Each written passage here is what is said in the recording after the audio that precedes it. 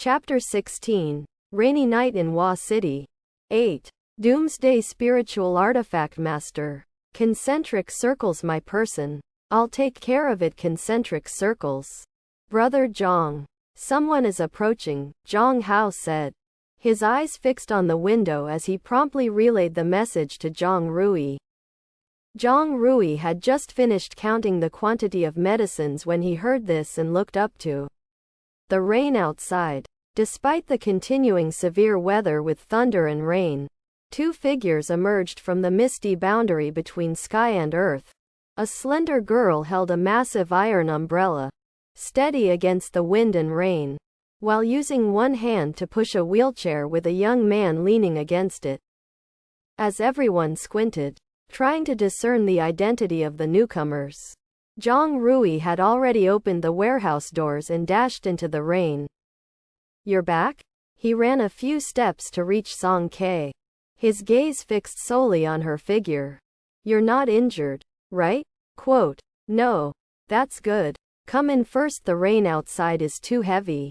Despite only having been outside for a short while, his hair and clothes were thoroughly wet. However, Zhang Rui seemed not to mind at all. In fact, he looked rather happy. And, of course, he was happy. This time, Song Ke hadn't disappeared. She had come back, acknowledging him with a response.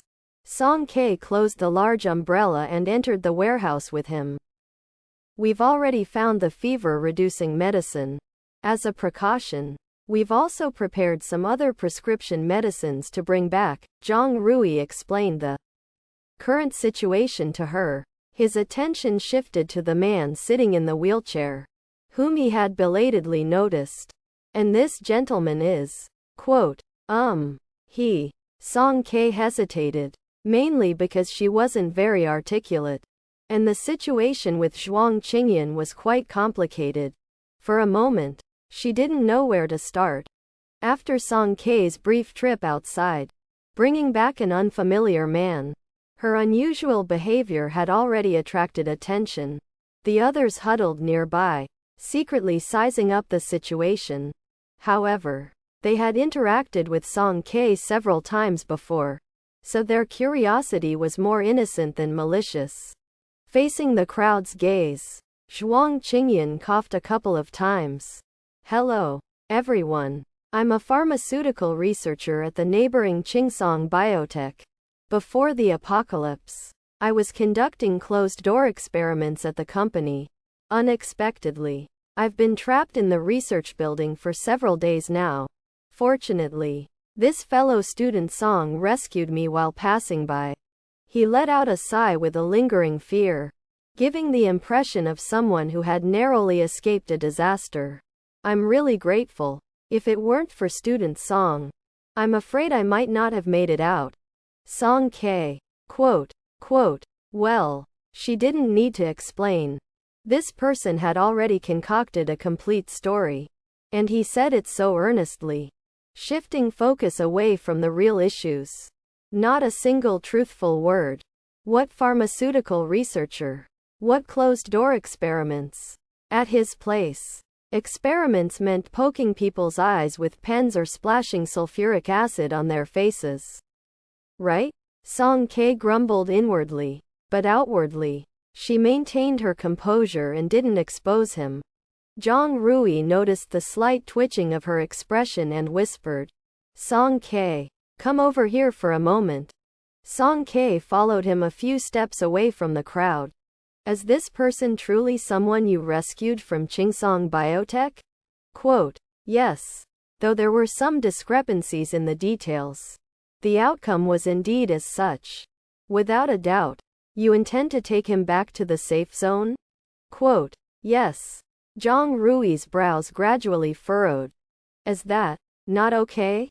Song Ke asked in response. It's not that it's not possible, but Zhang Rui disliked discussing others behind their backs, so he had to hint subtly. Inside the safe zone, Teacher Shu ensures fairness by distributing resources based on everyone's contributions. In a situation like his, where he relies solely on a wheelchair and has no physical strength. He might not receive any supplies or food. Indeed, a physically frail researcher who relied on a wheelchair and had no strength to contribute, and lacked any unique abilities to shine. What value could he bring to Shu Liren? Both of them fell silent, unable to resist. Song Ke turned her head to glance over. There, Zhuang Qingyan, pretending to be a researcher, had become the center of attention, holding a pile of drug boxes with long and complex names. He explained to everyone while noticing Song Ke's gaze. He turned his head slightly, smiling at her with his eyes curved. If he can't get any, then he can't get any. Song Ke was momentarily blinded by his affected smile. She quickly averted her gaze. She wasn't surprised by the situation Zhang Rui described. When she decided to bring him back, she had anticipated this outcome. For Song Ke, the matter of whether she could stay in the safe zone wasn't as crucial as Zhang Rui had assumed. It wasn't even as significant as the information Zhuang Qingyan himself could offer her. She had the mentality that if this place didn't accommodate her, she could find her own way out. Ultimately, if need be, she would just leave. The person I saved. I will take care of it. Zhang Rui's breathing suddenly became uneven. With some time left before the agreed return time, the group tidied up and planned to search the nearby areas again. The outskirts of Hua City were vast and sparsely populated, making the search for supplies extremely challenging. They had explored several places in a row, but the gains were meager.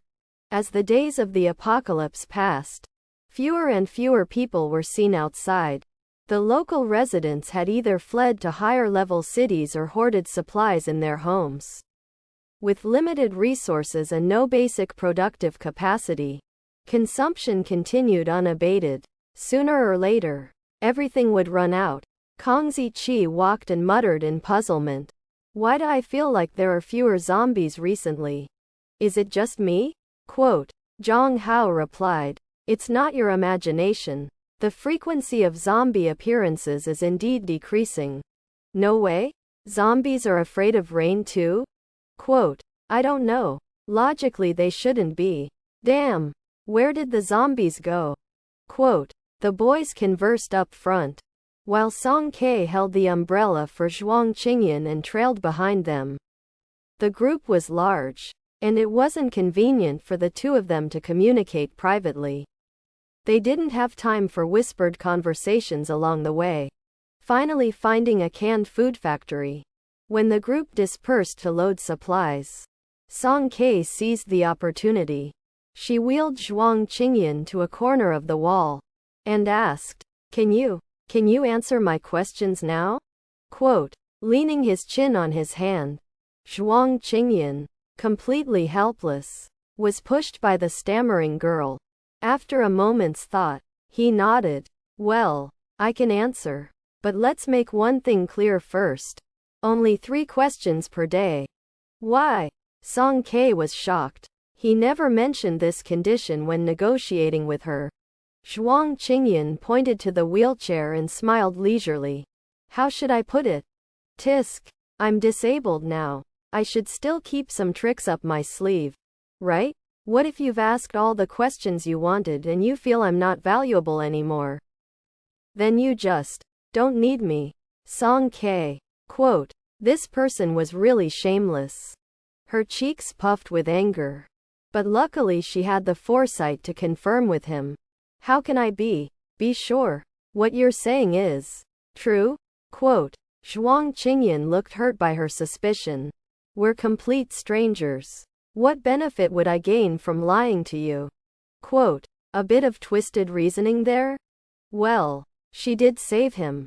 So whatever. She'd trust him for now. Song Ke posed her first question sullenly. Then, I want to ask. Who were those 2 people just now? Why did they want to kill you? Quote, Zhuang Qingyan replied. You're talking about Wu Yuru and Yang Bo, right? I had a research finding that they cared deeply about. Hey, don't look at me with that kind of expression. I didn't steal it, and it's not theirs either. Well, strictly speaking, it belongs to Qinglin, but they've coveted this research finding for a long time. As for me, I wasn't willing to just hand it over. So, they got angry and came after me. What? Research finding? Song Ke pressed further. She couldn't completely trust Zhuang Qingyan. His background and appearance were too suspicious.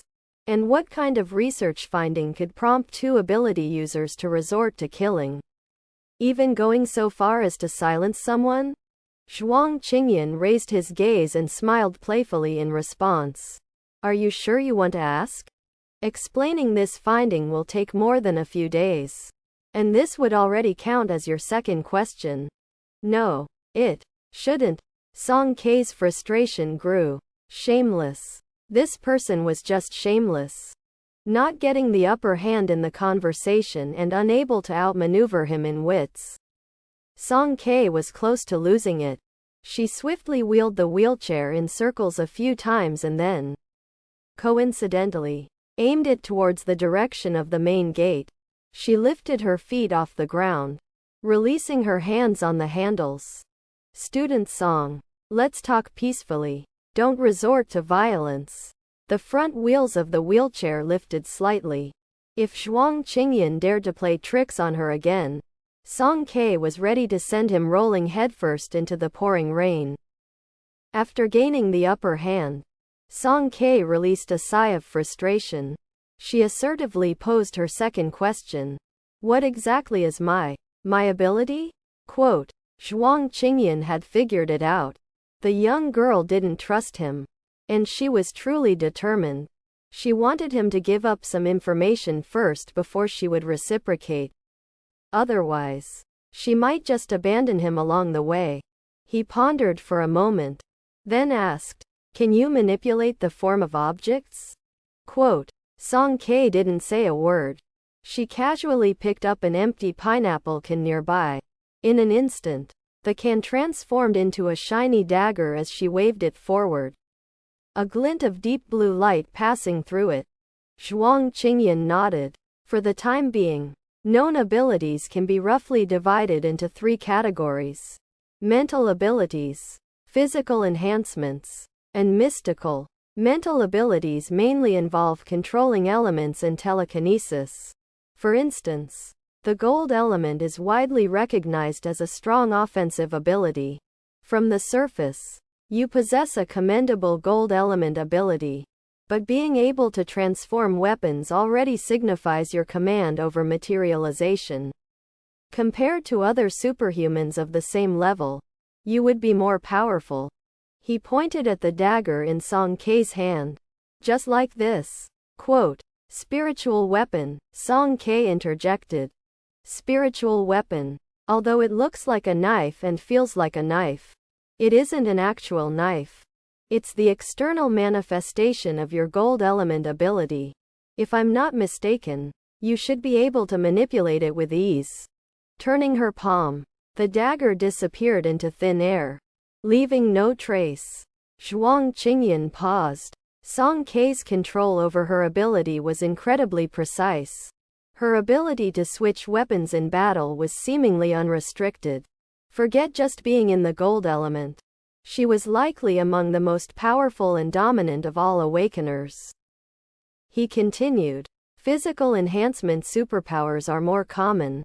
They involve enhancing basic attributes, physical transformations, and accelerated healing. As for mystical abilities, they encompass a wide range of abilities, including precognition, healing, external object manipulation, and temporal manipulation, among others. These abilities are elusive and unpredictable. When encountering them for the first time, it's easy to be taken off guard. Concentric circles my person. I'll take care of it. Concentric circles. Song Ke meticulously recalled her experiences since the apocalypse began. Aspects that previously puzzled her suddenly became clear, like dispelling clouds and fog. So, the middle-aged man she saw at the docks. Wind, Shu Xing, ice, and Qi-wen, thunder, and even Zhang Rui, fire, were all elemental awakeners of the mental abilities category.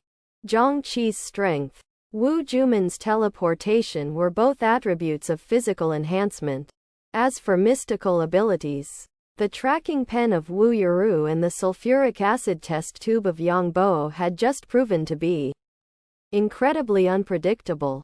The strength of awakeners ranges from E to A, ascending step by step. E level is the lowest, representing individuals with relatively acute sensory perception. A level is the strongest, with superpower intensity reaching up to about 83% of the body's maximum tolerance threshold. However, Zhuang Qingyan said up to this point, he smiled ambiguously, if one can surpass this threshold and unlock more potential during awakening, there might even be awakeners with an S level beyond the upper limit. Zhuang Qingyan was almost certain that Song Kei's superpower level was not low.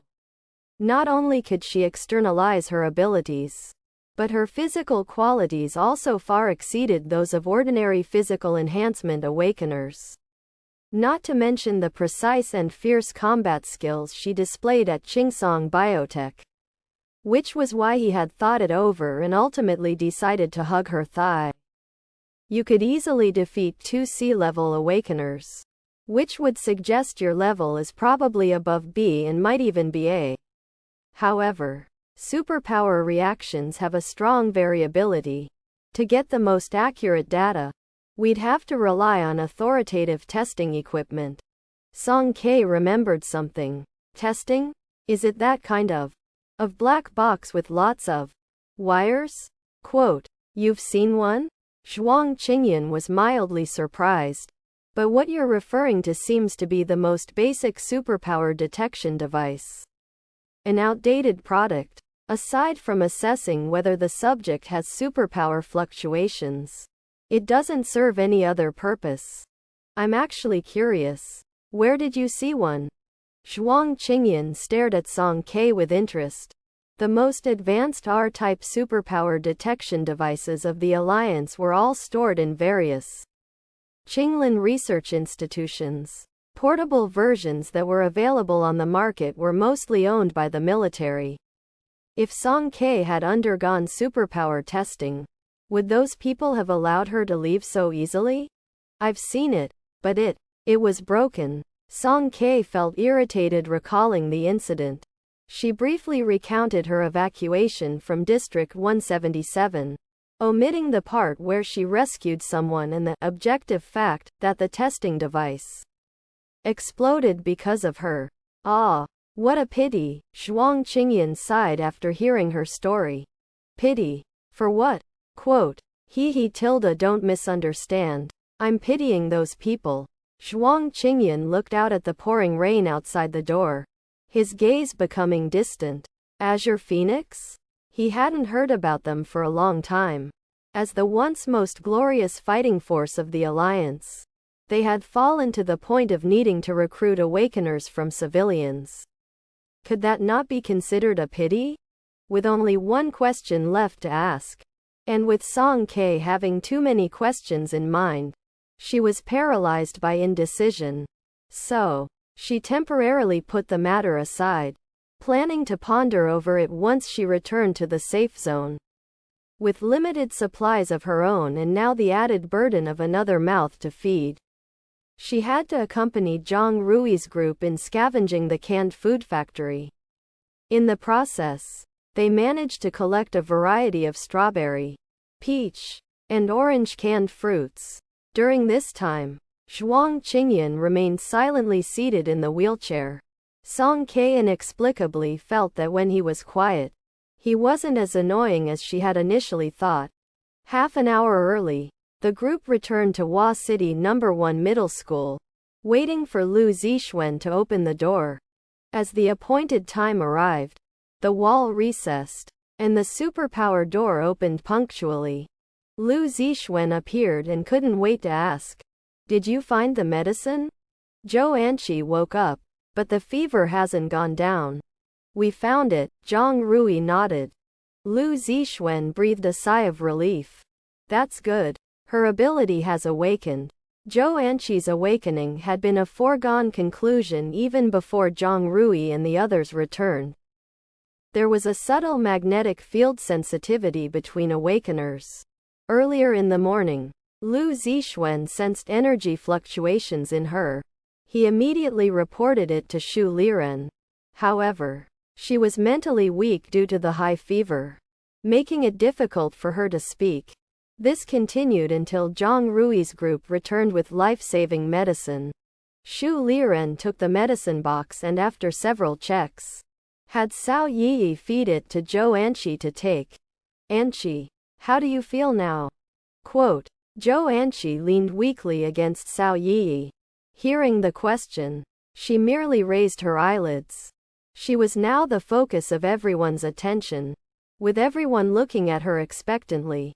Only Zhang Rui's gaze drifted elsewhere, not in the same direction as the others. Suddenly feeling displeased, Zhou Anqi couldn't care less about manners. Not good. My throat hurts. My head hurts. My whole body hurts. Everyone exchanged glances. Xu Liren didn't tolerate her tantrum and asked straightforwardly, do you know what ability you've awakened?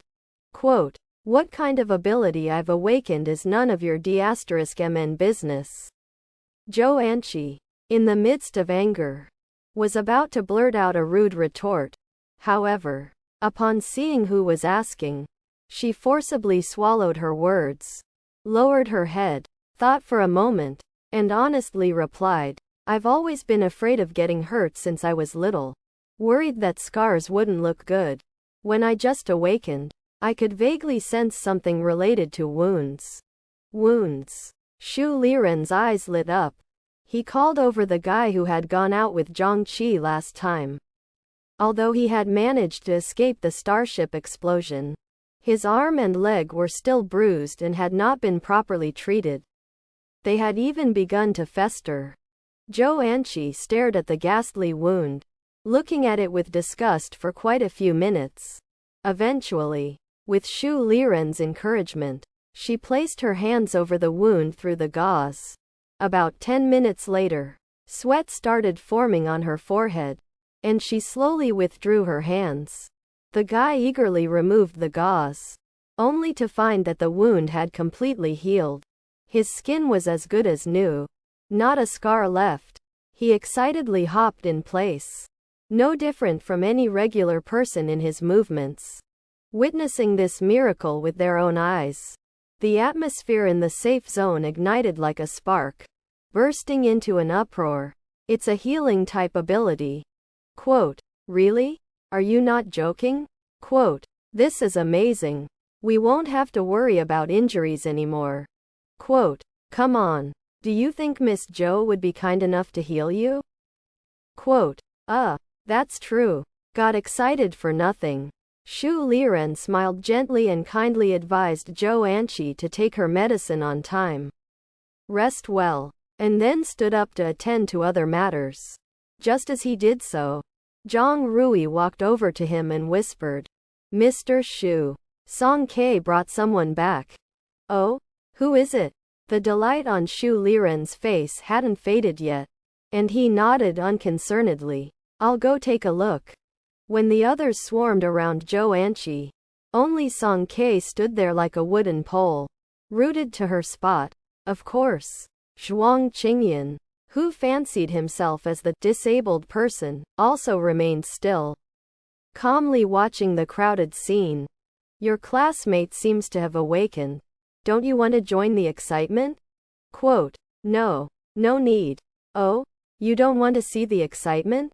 Have you had a conflict with someone? Quote, is this person telepathic? How does he seem to know everything?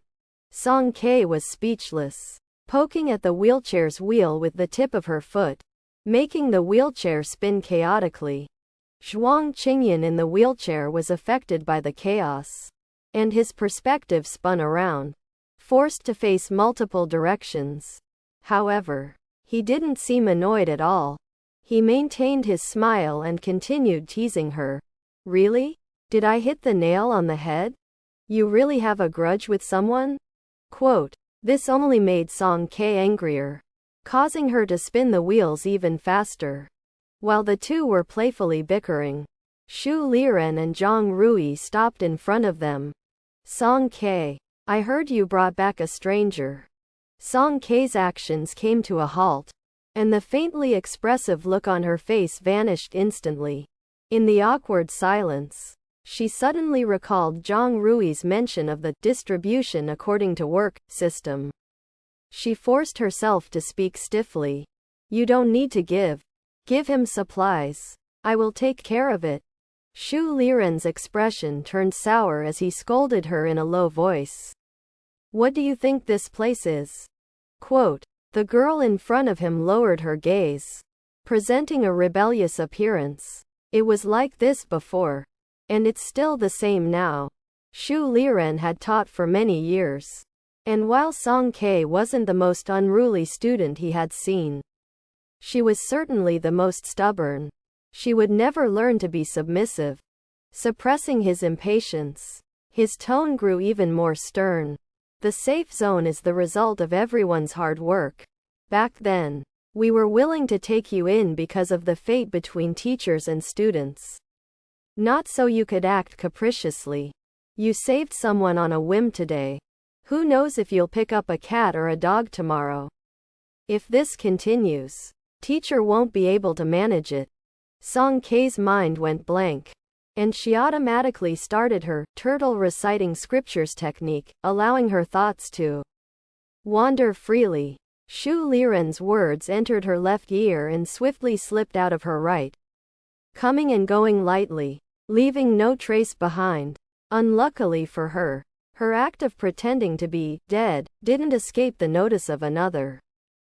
Hee tilde, a magnetic chuckle resonated, interrupting Shu Liren's words. Zhuang Qingyan, likened to a cat or dog, seemed to have a better sense of self-awareness than Song K. Recognizing his own rudeness, he quickly apologized. Sorry. Couldn't help it. You can continue. Please continue. Shu Liren's glasses glinted, a cold glint passing through his eyes. In the safe zone, nobody could challenge his authority. He composed himself, looked down at the wheelchair, and saw the languidly seated man. His handsome face seemed to be emitting a glow. His features were exquisite, a perfect work as if crafted by Nuwa herself. Caught off guard, their gazes locked.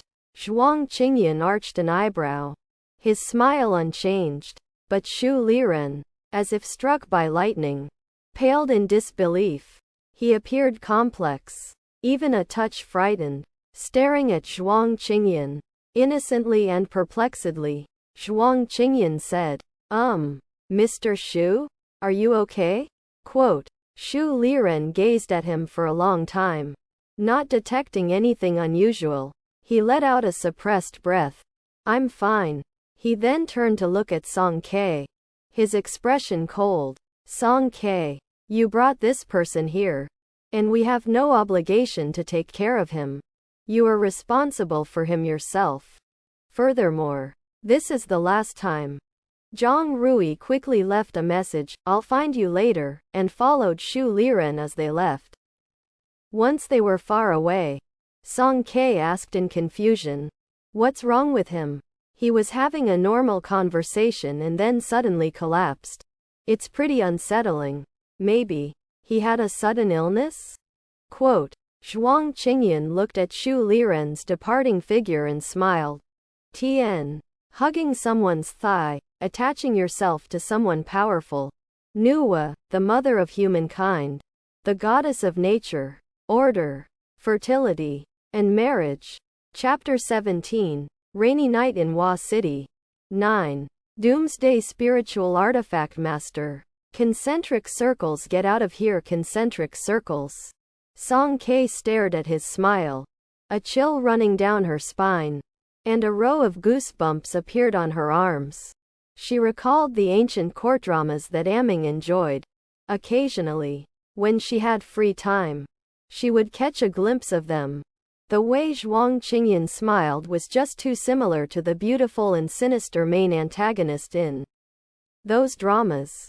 After the others had walked away, the corner where the two of them were located regained its quietness.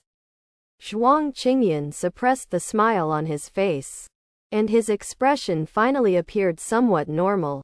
Since we have time now, tell me about the intricacies here. Intricacies? Song Ke was bewildered.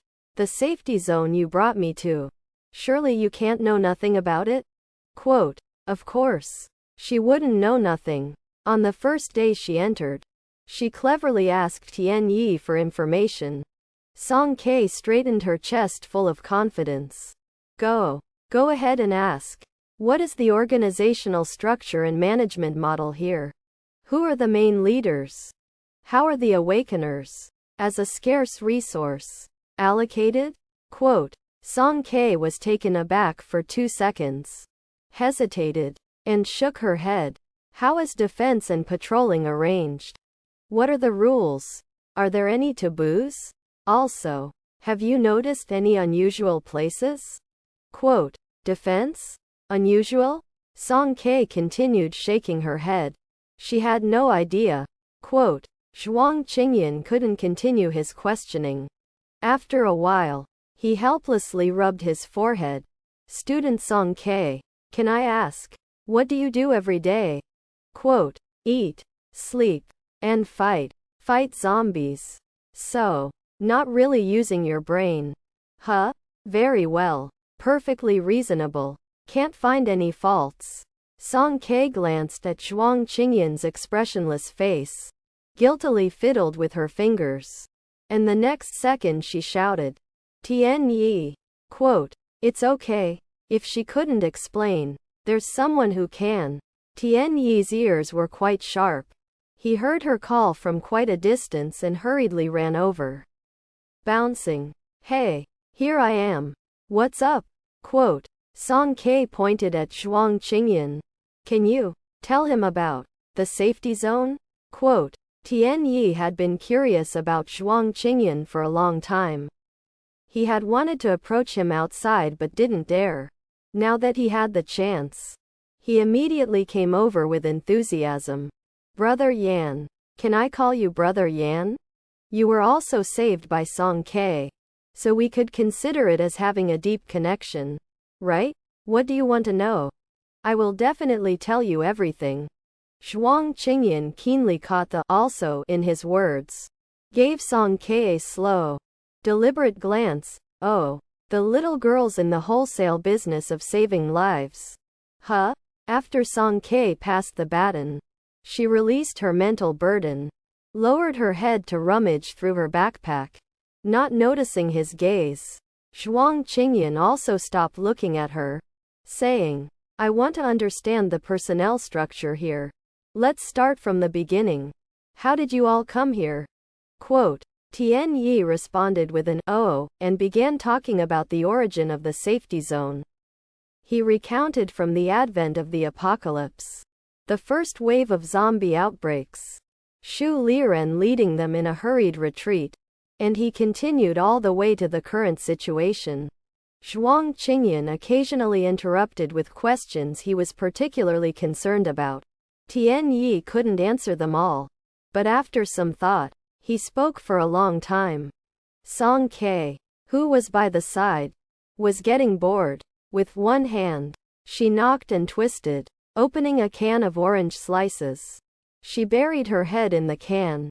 Her nose twitched, greedily sniffed, and then pulled out a spoon from her bag.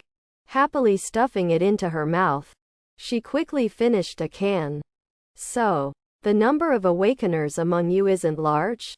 After listening to Tian Yi's account, Zhuang Qingyan quickly sensed the core issue. Yeah, not counting Song Ke, there are currently 4. Zhang Rui, Lu Zixuan, Zhang Qi, oh, and Zhou Anqi. 4? Zhuang Qingyan's expression shifted slightly. You mentioned a teacher named Shu Liren. Didn't you say he's in charge? So, he's a regular person? Quote, Tian Yi scratched his head. Teacher Shu is a regular person. He teaches the first-year students and he's also the only teacher left in the safe zone. That's why everyone is willing to listen to him. Without him leading us these days, we probably wouldn't have survived. High school students aged 16 or 17 naturally had inherent trust and respect for teachers. Tian Yi's thoughts were understandable. Zhuang Qingyan didn't comment and casually tapped the metal wheelchair with his slender finger. Joints. You said he's the only teacher left? Quote, yes. Initially, there was Teacher Wang, Teacher Chen, and Vice Principal Li, but they had accidents, so only Teacher Shu remained. Zhuang Qingyan smiled very faintly. Whether he's a selfless dedicated teacher or a benevolent dictator in disguise, I'm afraid only by peeling away that layer of hypocrisy can one find out. His words were somewhat cryptic, and the only two in the audience didn't quite understand. Song K set down the empty can, burped softly, then opened another can of a different flavor and swallowed large mouthfuls. She was carefree, whether she understood or not. It didn't affect her focused eating. After discussing for nearly half an hour, Zhuang Qingyan had a basic understanding of how the safety zone operated. Tian Yi also received a call from Kang Ziqi in the distance, asking him to quickly collect today's supplies. Before leaving, he remembered something. Oh, by the way, you probably don't know yet. Zhou Anqi awakened as a healing-type ability user. Song K's movement of stuffing a peach slice into her mouth suddenly froze. The fruit slipped off the spoon and landed with a soft plop on the ground. She didn't have time to feel sorry for it as she reflexively turned her head to look at Zhuang Qingyan's legs. Zhuang Qingyan supported his chin, sighing softly. I got lucky. At that time, there were two conditions for their deal. One was to bring him back to the safe zone, and the other was to find a healing-type ability user. To achieve both so quickly, of course, luck was on their side. However, Song K didn't feel happy at all. Her emotions had changed too obviously, which Zhuang Qingyan noticed. He then recalled her being alone in the corner earlier, and asked with a hint of realization, "You don't want to ask for her help?" Quote, Song K didn't say anything, and after a long while, she reluctantly nodded, her face showing evident reluctance. Zhuang Qingyan fell silent and looked down at his own knees. Perhaps due to losing too much blood, unconsciously, his complexion had become even paler than when they first met. At this moment, he seemed to be standing on the wheel of fate. Song K obviously was unwilling. Would she give up this opportunity just like that? He didn't know if he could hold on until they found another healing-type ability user. Going alone to find someone of unknown strength? Maybe he could save his own life. But undoubtedly, it would anger this new ally. The prospects were indeed worrying. Zhuang Qingyan needed to make a high-stakes gamble, an all-in bet, and the price was his own life. Unfortunately, he had always been the most reckless gambler. However, clever gamblers tend to use some confusing tactics before placing their bets. Opening his mouth again, Zhuang Qingyan's emotions stabilized, and his voice was gentle. If you're unwilling, you don't have to ask her. Song K's moist eyes blinked, and she felt somewhat guilty. Your legs. Zhuang Qingyan harvested her sympathy without hesitation and said gently, like a gentle breeze, "Don't worry, they've already been bandaged. It's not that serious." Song K felt a bit relieved and found him more agreeable than before. After thinking for a moment, she took out a beautifully packaged small cake from her backpack and handed it to him. "Please, have it." "What?" Quote, "Egg. Cake." "Why cake?" Zhuang Qingyan gestured toward the pile of empty cans on the ground. "I thought you might treat me to canned food. Because today is my birthday." Song K smiled subtly. and the small dimple on her cheek became more pronounced. This was the last piece of cake she had hidden away, and it was the most visually appealing one. There were even pointed strawberries on top. She had been reluctant to eat it, wanting to save it as a reward for herself on her birthday. Zhuang Qingyan poked the cake with a plastic spoon. The small portion on the very top had oxidized to a pale yellow, indicating it was made of the cheapest vegetable fat cream. It was a type of junk food that he would never have tried in the past, categorized as garbage district specialties. However, his expression remained unchanged as he gently scooped up a very small piece and put it in his mouth. His eyes then curved into a smile. "Thank you. It's delicious. Song K. Happy birthday." Song K's eyes widened slightly. From the time she could remember, this seemed to be the first time someone other than her grandfather had specifically said, "Happy birthday," to her. It wasn't a surplus from Zhangxi's birthday at the Yu Mountain Martial Arts School. It was a complete and wholehearted wish for her alone to have a happy birthday. Song K felt somewhat overwhelmed, her fingers tugging at her backpack strap. She hesitantly pushed 2 unopened cans over to him. "Here, these are for you too. Couldn't get supplies? No problem. She had them. During this time, she could manage that for him." In the early morning, the rain-covered sports field was completely silent. Song K tossed and turned, finding it hard to sleep. She had a nagging feeling that she had forgotten something until a ding resounded in her mind. She suddenly remembered she had one remaining chance to ask a question. With only 3 opportunities a day, she had to be frugal. So how could she waste it? Swiftly, Song K rolled over, feeling around in the darkness and moving towards the side. Zhuang Qingyan was sleeping quietly, his hands neatly resting on his abdomen, and even his breath was light. Song K poked him, but he didn't respond. She tugged at his sleeve, only to encounter a damp chill. Song K was taken aback and crouched down to examine him closely. The nighttime lighting wasn't great, but her night vision was exceptional, allowing her to quickly make out the person before her.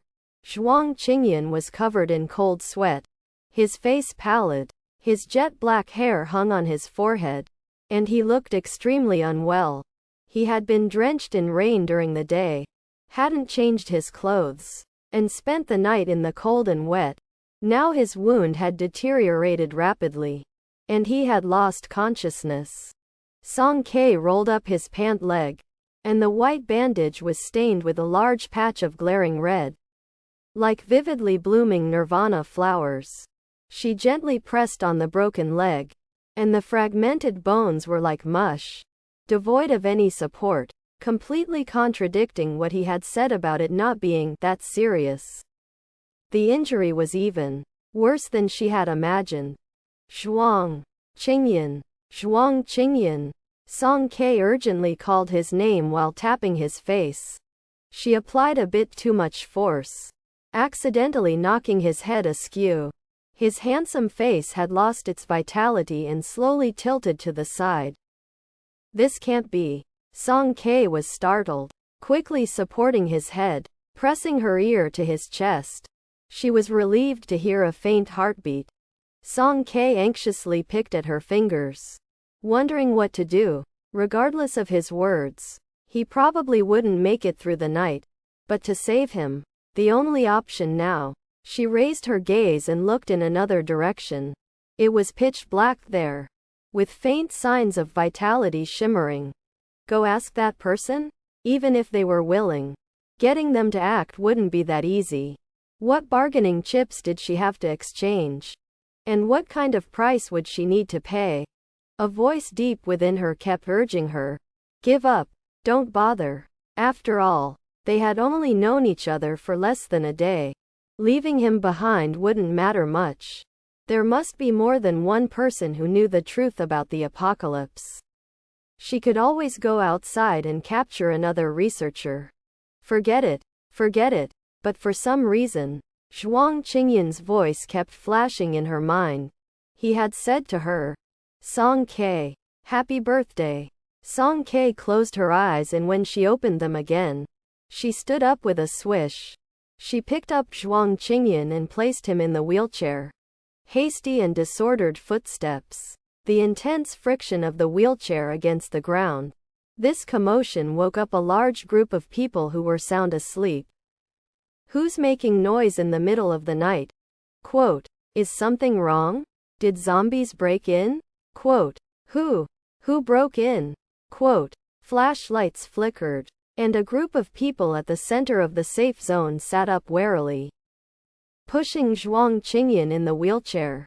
Song Ke stopped right in front of Zhou Anqi. Save him. Zhou Anqi, still half asleep, was first startled by the pale complexion of the person in the wheelchair. After hearing what Song Ke said, she incredulously lifted her head. Are you out of your mind? Quote, you're a healing type ability user. Please save him. Why should I? I won't save him. Quote, it seemed that the tables had turned. Fate had its way of circling back. And unexpectedly, there came a day when Song Ke had to beg Zhou Anqi. Zhou Anqi didn't even have time to set off firecrackers in her heart to celebrate. And she was still counting on her to save people? It was utterly outrageous. With folded arms and a condescending stance, she glared fiercely at Song Ke. Mockingly, she said, I've said it before. You're a star of disaster. Whoever comes into contact with you will be unlucky. It serves them right to die.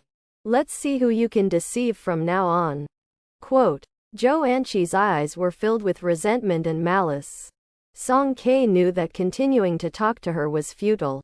She pushed the wheelchair in a different direction, turning toward the person who could actually make the decision. Save him. Shu Liren stood in the center of the inner circle, wearing a coat, half his face obscured in the darkness. Silent and still, Song Ke had considered that Shu Liren wouldn't agree unconditionally. She raised her eyes and surveyed the faces in the darkness. One by one, they looked panicked and bewildered, looking helplessly at the confrontation. This included Tian Yi, Lin Sha, Kang Ziqi, and others, their hushed whispers filling the air. Why did this person faint? His complexion looks terrible. Quote, can Zhou Anqi's temper improve? She should just help out a bit. Song Ke, are you okay? Tian Yi looked at her with concern. Song Ke roughly counted the heads. The survivors in the safe zone were decreasing continuously. And now there were just over 100 left. Just over 100 ordinary students. Unarmed. Facing the zombies outside. It was no different from sending them to their deaths. She roughly estimated her mental strength, clenched her fist, and played her negotiation card. In the chaotic night, Song Ke's right hand swiftly slid over the back of the wheelchair and then opened her palm. A mountain-cutting knife emitting a faint blue light quietly appeared, its blade jagged and sharp, exuding a piercing aura. 100 weapons. Exchange for his life, she said. The flickering blue light illuminated the astonished faces of the people nearby, quickly causing a commotion. Wow! Unbelievable! 100 weapons? Quote, how did that knife just appear? Did anyone see it clearly? Quote, am I dreaming? I must not be awake. Someone pinch me. Quote, Song Ke? This knife. How did you? Round-faced girl Lin Sha exclaimed in shock, nearly losing her ability to speak. Supernatural powers, Song Ke responded slowly, enunciating clearly. The surrounding noise quieted for a moment. So, you're not a power-type awakener at all. A boy who had been healed by Zhou Anqi pointed at her and shouted. When we went out earlier, that huge hammer you used to break the door, and the strange iron umbrella from before, you made them with your supernatural power. Quote, made with your supernatural power. Quote, you've been lying to us all along. Quote, It's not really lying. Song K never admitted she was a power type. We all just guessed. Tian Yi weakly defended her. The sudden appearance of powerful weapons out of thin air, combined with Song K's proposal, left everyone in the safe zone dumbfounded. 100 weapons was a grand offer. Almost enough for each of them to have one. Fully arming their group of 100.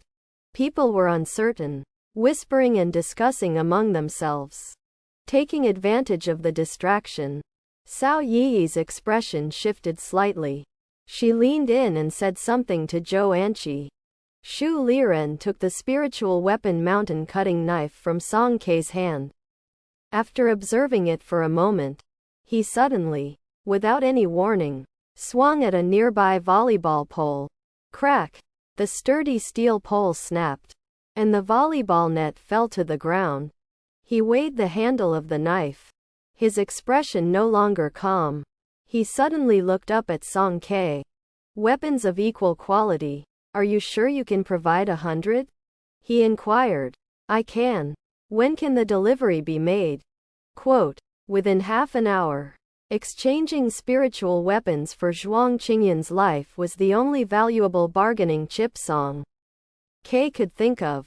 Through her observations over the past few days, she realized that the safe zone's most pressing need wasn't food, but weapons. With weapons, the teams going outside for exploration could expand in numbers and deal with emergencies. After all, the situation in the apocalypse changed rapidly. Wa City No. 1 Middle School was surrounded by zombies from all sides, and it could only serve as a temporary buffer zone.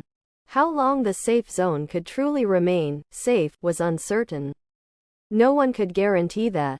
Shu Liren adjusted his glasses and seemed shaken.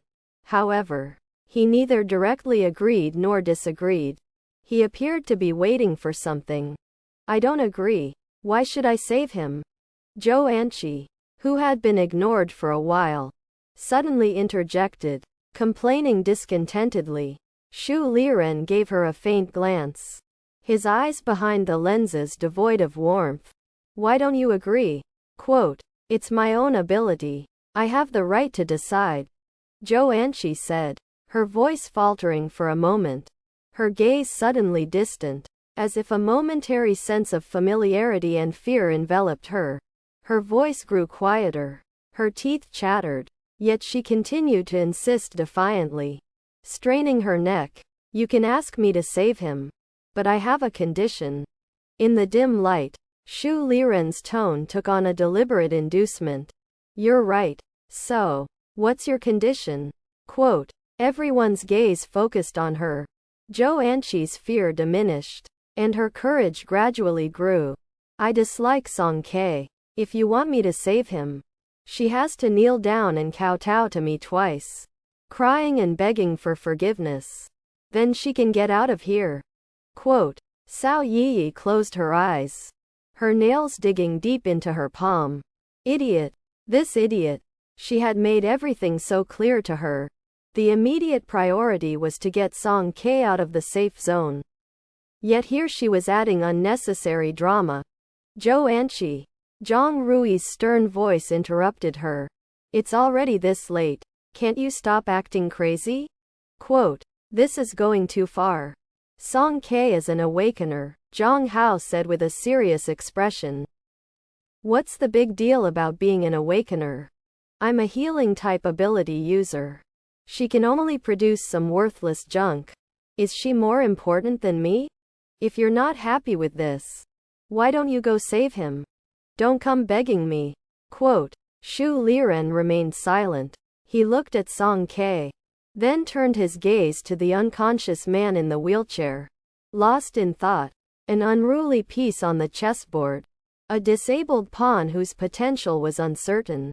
How much benefit did they still bring him at this point? Zhou Anqi's demand seemed unreasonable and overbearing, but upon closer inspection, it might not be a bad choice. Zhou Anqi, that's enough. It's unacceptable to degrade a fellow student, Shu Liren advised. His words neither harsh nor gentle. His true intentions were even harder to decipher. He seemed to be giving the decision-making power to Zhou Anqi. With the reins of power firmly in her grasp, Zhou Anqi had no understanding of the concept of stopping while ahead. She looked smugly at Song Ke, a cruel innocence in her beautiful face. How about it? Either watch him die or obediently kowtow to me and then get out of here. Quote, in the tense atmosphere, Zhang Rui suddenly spoke in a calm tone. If Song Ke has to leave, I'll go with her. Brother Zhang, don't act recklessly. Quote, Zhang Rui, why are you joining in this madness? Quote, one stone caused 1,000 ripples. Song Ke leaving and Zhang Rui leaving carried two completely different meanings. Song Ke, the lone wolf who kept to herself most of the time, hadn't been around for long, so even if she left, nobody would care too much. But Zhang Rui was different. He was a pillar in the safe zone, strong in power and popular among the people. His departure would undoubtedly shake the morale, especially considering that losing 2 awakeners in one fell swoop, especially one of Zhang Rui's caliber, would be a heavy blow to the entire safe zone. Zhou Anqi was so furious that her eyes turned red. She screamed hysterically, Zhang Rui, you're like this again. You're like this again. Quote, seeing that the situation was about to get out of control, Shu Liren stared at Zhang Rui for 2 seconds before pulling him aside. I'll give you some time. Calm down. There's always room for negotiation in everything. Don't be so impulsive. Behind them, Zhou Anqi began screaming and smashing things, and everyone else avoided her like the plague. Amid the hesitant gazes of people like Zhang Hao and others, Zhang Rui returned to his spot and began packing his bag. Suddenly, a slender palm stopped his movements. Why? Song Ke asked. You don't need to worry. I'm doing this willingly, Zhang Rui replied. Why? Willingly? Song Ke's gaze was clear, pure curiosity in her eyes. Wondering why he had made this decision, Zhang Rui looked into her eyes. His lips moved, and after mustering the courage, he finally said, Song Ke, I made a mistake before. I apologize to you. There's something I didn't have a chance to tell you back then. Actually, I like. Quote, no need for this. Song Ke withdrew her hand. Her brows lightly furrowed. No need to apologize. The past is in the past. Those embarrassing experiences that had once made her uncomfortable, she had come to accept. While she wouldn't reconcile with Zhou Anqi and the others, she didn't need Zhang Rui's compensation or apology. Besides, she already had Zhuang Qingyan as a complication. She wasn't suitable to carry another burden. I understand, she reiterated. There's no need for this. As expected, he was rejected. Zhang Rui lowered his head, looking at the hand she had pulled away, and couldn't help but smile wryly. You don't know. You've never known. You don't know about that summer, when the shade covered the sun and a boy had once had feelings for you. He struggled to say the words, I like you, and because of every wrong choice he made, he ended up growing distant from you, unable to get any closer. Squatting in front of him, Song Ke tilted her head, looked at him for a couple of seconds, and suddenly realized. She patted his shoulder. Don't worry. I'm strong. She stood up, her thin shoulder blades stretching as she moved. She walked to the front, past Zhou Anqi and the others. Zhou Anqi clenched her teeth, her expression as if she wanted to devour Song Ke. Song Ke, are you satisfied now? Aren't you pleased? Let me tell you, I won't help you save him even if I die. I want all of you to go die. A faint blue light pierced through the darkness, brushing against the edge of Zhou Anqi's hair, slicing through her falling bangs. Clang! The platform behind Zhou Anqi split in two, exploding with a resounding noise. Debris filling the air. Save him. I'll leave. Leave this place. Song K maintained her stance with the blade. The throwing knife circled the area once before firmly returning to her palm. Jo Anchi's pupils shrank in fear. Her legs shook, and she collapsed to the ground, too terrified to utter a word. Her master had once said that when reasoning failed, one had to rely on fists to determine the outcome. Well, it seemed like it worked quite well. Song K felt reassured. Chapter 18. Rainy Night in Wa City. 10. Doomsday Spiritual Artifact Master. Concentric circles. You won't leave me, will you? Concentric circles. In Wa City No. 1 Middle School. At the stormproof, enclosed stadium, a variety of objects formed piles resembling small mountains, filling the entire equipment room. Song K had only mentioned the need for materials. The more the better, without specifying any particular type. As a result, apart from heavy objects used to block the door, everyone brought over anything they could carry. Kong Ziqi set down the last basketball storage basket and leaned towards Tian Yi, draping his arm around Tian Yi's neck. As they approached Song K, before they could speak, Kong Ziqi gave a thumbs up with a grin. Awesome. Even though this might be a little unfair to Princess Jo, I still want to say, it's so satisfying. Quote. Tian Yi, caught in Kong Ziqi's grasp, flailed his limbs in the air. Struggling to break free, he kicked Kong Ziqi hard in the heel, and Kong Ziqi let go, clutching his foot while hopping and wailing, like an agile flamingo. Despite their daily play fighting, their relationship was actually quite good. By the way, Song K, Tian Yi asked me to ask you what those flying things that went swoosh swoosh swoosh just now were. They were so cool. Quote.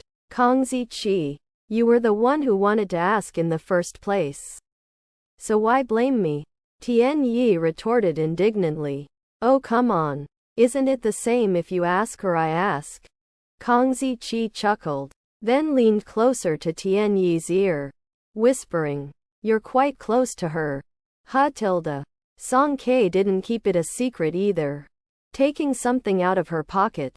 It was a thin blade, as thin as paper, about 7 inches long, resembling a willow leaf. A bright red silk was tied to its end.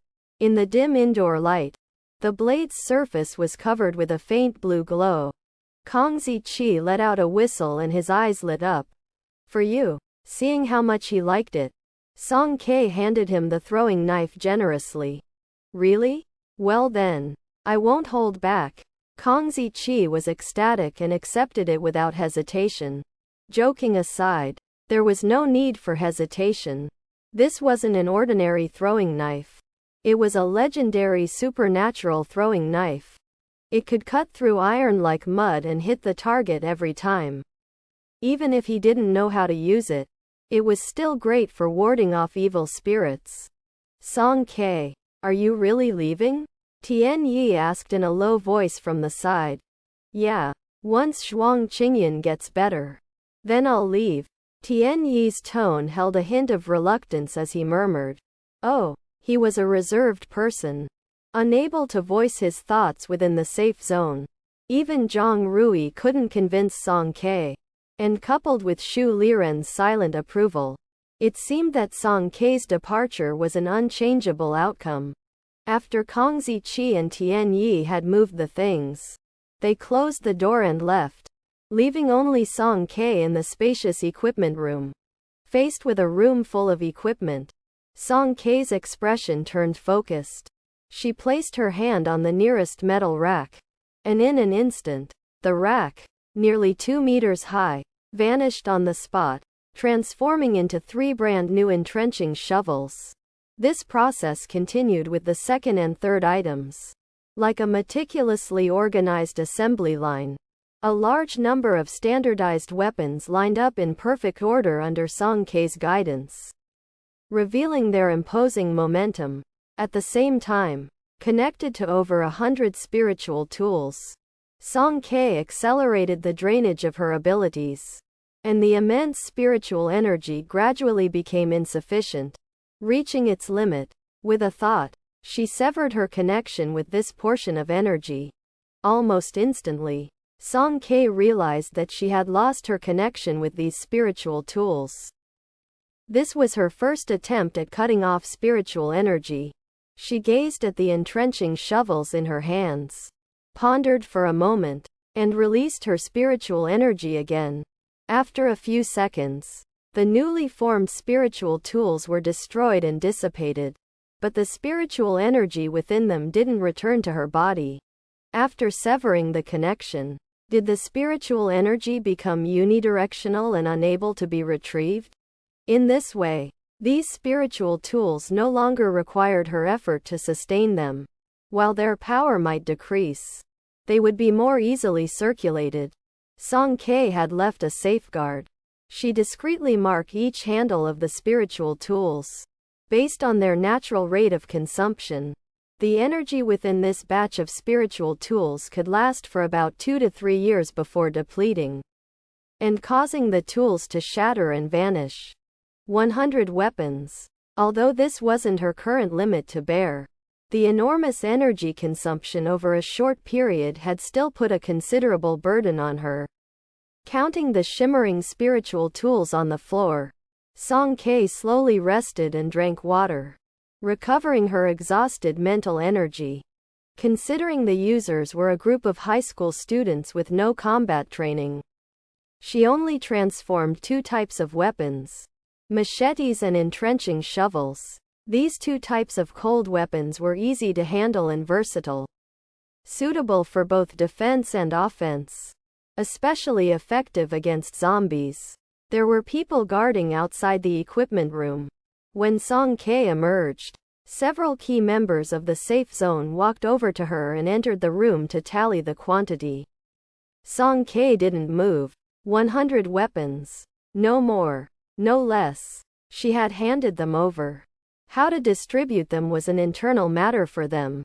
The male student responsible for tallying came out and nodded at Shu Liren, who stood behind. Teacher Shu, it's all here.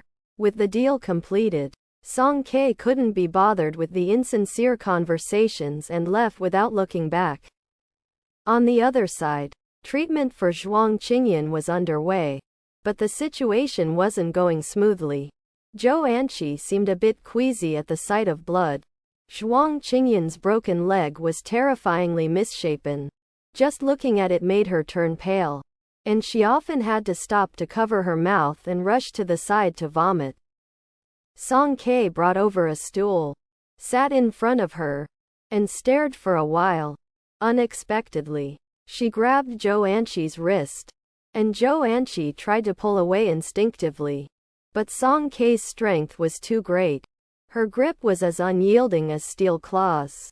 Just now, she had been intimidated by force. The tremble of fear from Song Kei hadn't yet dissipated within her. Even though she was reluctant, she dared not confront this ominous figure recklessly. All she could do was put on a pretense of strength and ask, What do you want?" Quote. Song Kei's expression grew cold as she shifted her gaze to Zhuang Qingyan in the wheelchair. If you ignored his excessively pallid face, his features were still handsome, even at a time like this. However, from the knee down, his half-twisted, deformed leg ruined that perfection. Why is it like this? Quote. Perhaps her gaze was too terrifying. Zhou Anqi's teeth were chattering. I've already stopped the bleeding for him and tried to help the wound heal as much as possible. His leg, it can only be like this. To be honest, just keeping him alive is an achievement. Quote. From the surface, the wound on Zhuang Qingyan's right leg had indeed healed. However, when you touched it, it was soft and feeble. Inside, the broken bones were jagged and irregular, causing the lower leg to remain curled up. Did you do this on purpose? Quote.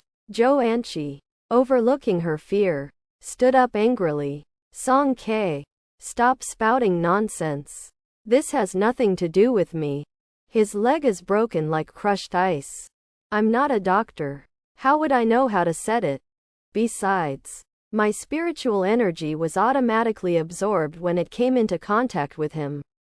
I couldn't control.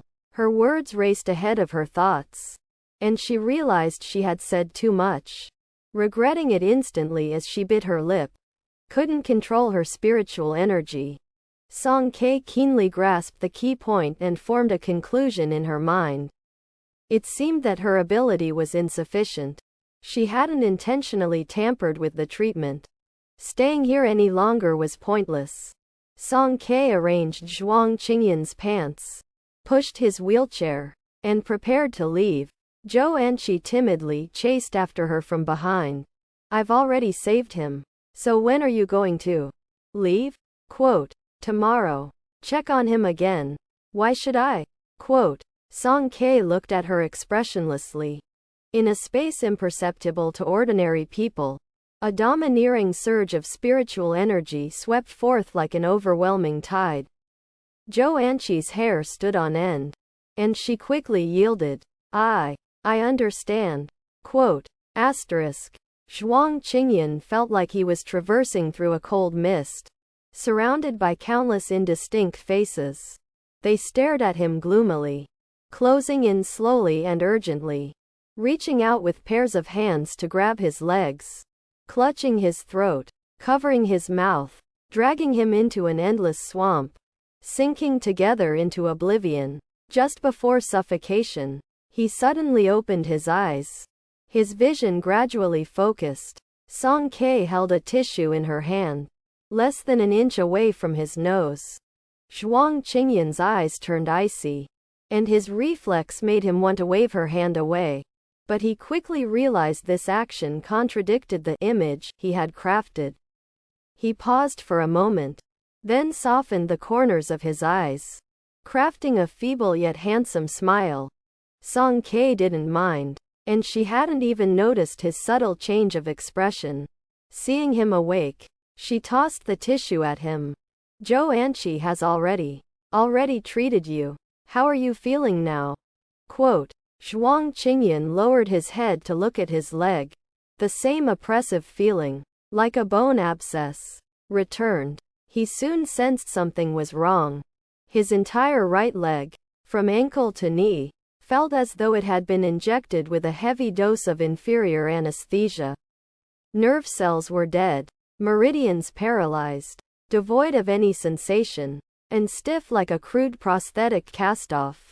Zhuang Qingyan's eyelashes quivered as he braced himself on the wheelchair, attempting to stand up. Clang! After losing a leg, maintaining balance became nearly impossible. He lost his center of gravity, tilting and crashing heavily to the ground. Worthless. He clenched his fist, silently spitting out the word in his heart. Enduring a whole day with his injured leg, Zhuang Qingyan was well aware that his situation was far from optimistic, requiring prompt treatment.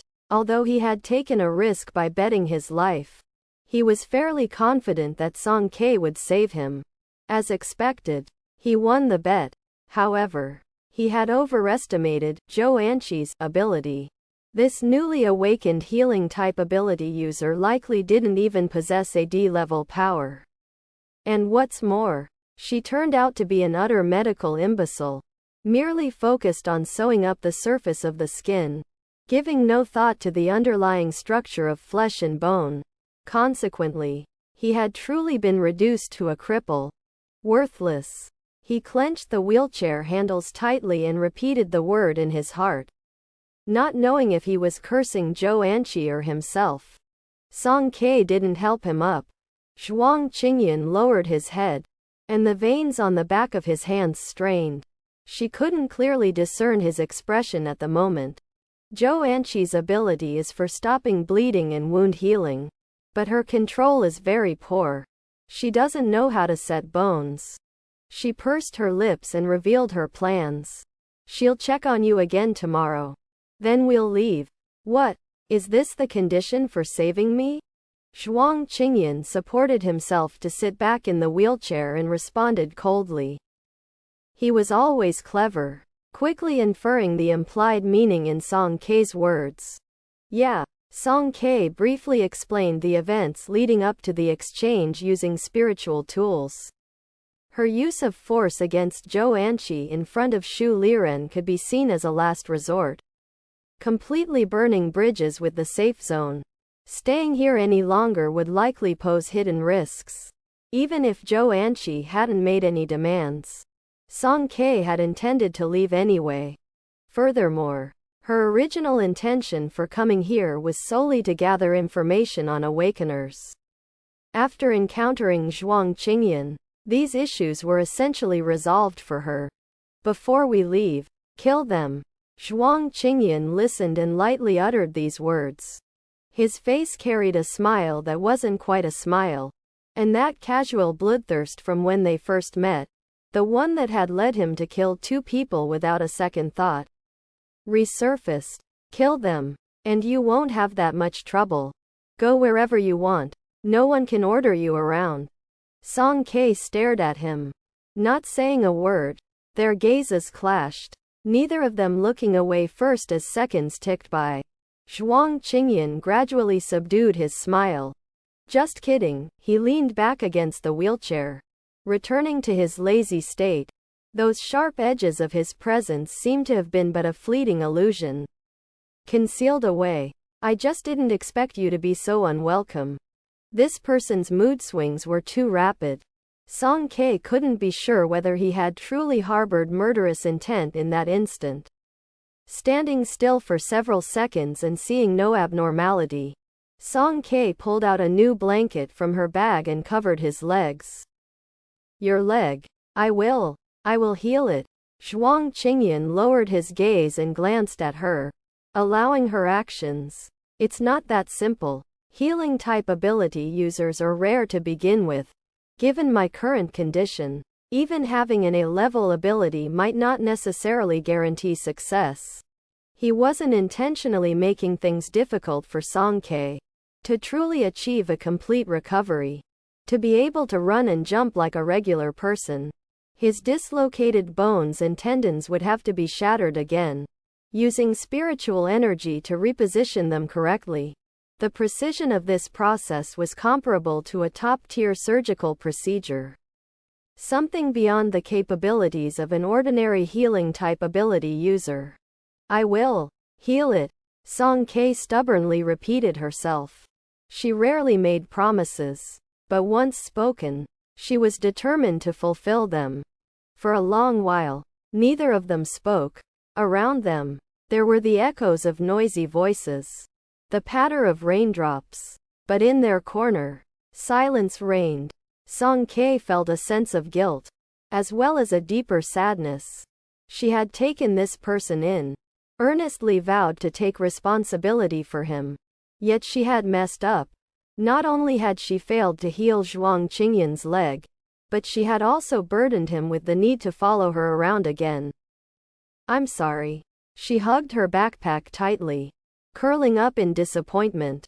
After a while, Zhuang Qingyan spoke in a faint voice. No need to apologize. It's not your fault.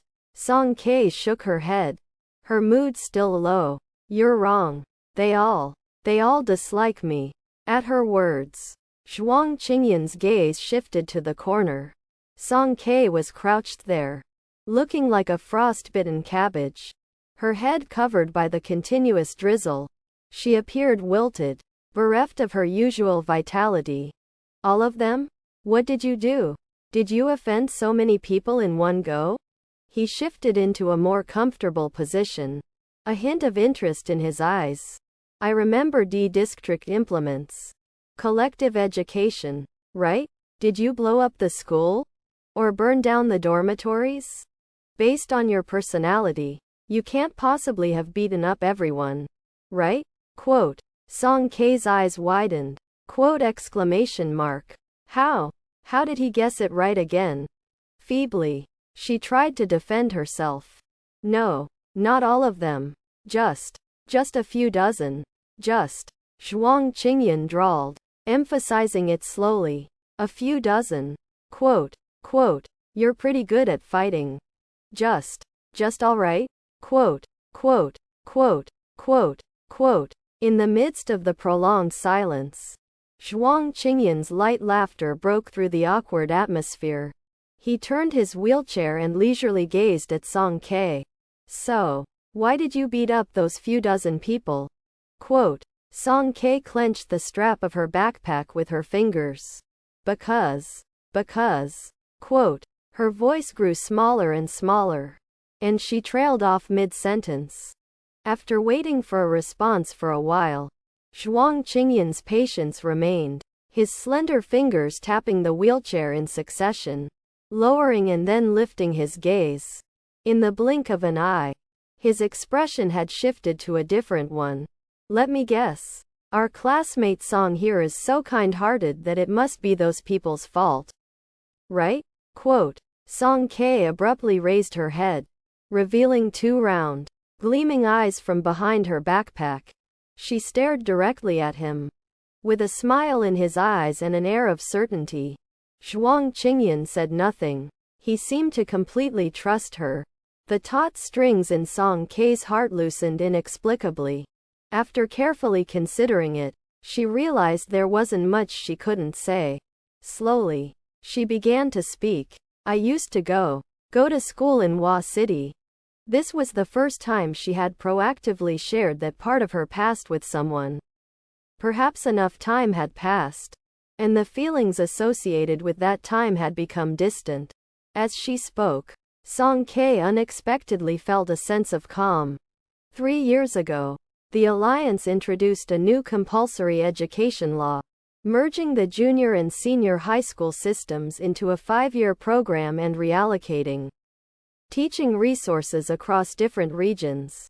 At that time, Song Ziyuan was already critically ill, yet he clung to life and, with the help of old Cheng's connections, secured a spot for Song Ke to enroll in school.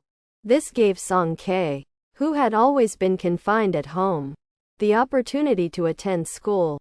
For Song Ke, who had been isolated from society since childhood, going to school was a completely novel experience. And so, with great excitement, she came to Hua City. Hua City, D99 district, was a D-grade renowned city, and number 1 middle school was the school with the highest enrollment in the newly established educational system within the district. Song Ke, the country bumpkin from F177 district, was like a drop of water in the ocean, attracting no one's attention. She was an inconspicuous figure in her class, her test scores consistently falling in the bottom 5. Because of her natural stutter, slow speech, and poor expression, she didn't have much interaction with her classmates. However, Song Ke was content with this life. She attended school in Hua City during the week and traveled to Yu Mountain, E166 district, for martial arts practice on the weekends. Unlike between F and D district, transportation between D and E districts was relatively normal, and the costs weren't high. And so, just like that, by the end of the first semester, Song Ke's peaceful life was disrupted. At the end of June, during the scorching summer afternoon, after finishing her meal, Song Ke passed by the outdoor basketball court. The deafening cheers and shouts from the court attracted her attention, prompting her to turn her head. Right at that moment, a nimble figure flashed by her, running, turning, skillfully dribbling the ball, followed by a high jump. Dunk! The young man wore an oversized white basketball jersey, like a soaring white seagull, his single hand gripping the rim for several seconds before landing gracefully, exuding confidence. Quote, "Ah!" Song Ke opened her mouth and muttered to herself. She couldn't fathom the point of this activity where a group of people fought over a ball. However, a sudden realization dawned on her as she observed the young man's footwork. This fancy footwork must be what her master often referred to as chickens die from too many moves. It looked good but was riddled with flaws. Placed in an actual combat situation, She could swiftly find 100 ways to counter it. Unconsciously, she stopped in her tracks, her gaze fixed on the basketball court. A basketball rolled to her feet, and the youth in white stood in backlighting beneath the hoop. He called out to her from a distance. "Hey, classmate, can you throw the ball back?" Quote. Song K cradled the basketball in both hands, looking at the young man and then at the hoop above his head. She thought he meant for her to do the same thing as he had just done, to throw the ball into the hoop. So, she responded with a slow, "Oh," and from a distance of almost 30 meters. She lightly pushed her wrist forward. The basketball traced a perfect parabola in the air and landed directly in the center of the net. The boys on the court, who had been chatting away and adjusting their wristbands, were left dumbfounded. Some even sprayed their mouthful of mineral water in astonishment. "What the?" Quote. The youth in white also froze for a moment but quickly jogged over and tossed the other basketball to Song K. "Classmate, want to try another throw?" Quote. Perplexed, Song K threw the ball again right in front of him, and the basketball once more swished through the net, drawing exclaims of amazement. A second successful throw, and it was evident she excelled at this. With a piercing gaze, the youth spoke up, invitingly. "You have a good aim. We're a player short. How about joining us?" Quote. Song K shook her head rapidly. "No, I can't." Seemingly amused by her baffled expression, the youth's eyebrows relaxed, and a radiant smile bloomed from the corners of his eyes, revealing his pearly white teeth. "It's all right, I can teach you. I'm Zhang Rui." Leading Song K back onto the court, Zhang Rui organized a game of 3v3. Although Song K's shooting was precise, she was clueless about the other rules, making her play utterly awkward. Patiently, Zhang Rui explained the rules repeatedly, continuously fed her the ball as he backpedaled and ran, and the warm sunlight generously embraced him, even favoring him with its sweat. When the game ended, Song K had transformed from a mere rookie into a long-range marksmanship wizard who could hit her target accurately from half the court away. Their opponents lay scattered on the ground, gasping for breath and begging for mercy. Zhang Rui stood at the heart of the crowd, shining radiantly. He spun the ball in one hand, his sword-like eyebrows and starry eyes exuding a triumphant and carefree smile. Idle on the sidelines, Song K hadn't even broken a sweat. Not enjoyable, she evaluated inwardly. She thought this would be the end of it. She didn't even remember Zhang Rui's name. However, the next day during the break, as the teacher walked out of the classroom, someone boldly tapped on her desk from outside the window. Song K looked up, and Zhang Rui had both hands resting on the windowsill. His expressive eyebrows arched. "Little Junior, want to play basketball together this weekend?" Quote. Song K shook her head. "No, I have something to do." "All right then, let's make plans for next time." Zhang Rui didn't dwell on it, waved casually at her, and before leaving, reached in and placed a bottle of chilled milk on her desk. "Here, have this. You're so short, you can't even reach the rim." Song K wiped off her test paper where the moisture had smudged her name, furrowing her brows in displeasure, not noticing that in the back of the classroom, all the girls who had been fervently discussing cosmetics had fallen silent. Zhuang Qingyan, who had been quietly listening all along, seemed to sense something. He frowned and scoffed. "Tisk, troublesome." Song K halted in her speech, looking at him with a bewildered expression. Zhuang Qingyan lifted his chin slightly, indicating for her to look to the other side. The sun had just broken through the dawn. People bustling about. Zhang Rui, wielding a trenching tool, was demonstrating its use. His tall figure was almost swallowed up by his enthusiastic fans. The lively scene made their corner appear even more desolate and ignored. You and him are not on the same path. The closer you get, the more troublesome it'll be. Zhang Rui was like a luminous and scorching star, with all celestial bodies within his gravitational pull orbiting around him. Those lonely wandering stars, used to being adrift, would find themselves burnt badly if they accidentally fell into his orbit. Thinking of the unfortunate incidents that occurred later, Song Ke nodded in agreement. Yeah, troublesome. Meeting Zhang Rui marked the beginning of disaster for Song Ke. To the girls at No. 1 middle school, Zhang Rui was the unattainable North Star, the little prince of the rose stars, an existence that could only be hoped for but not obtained.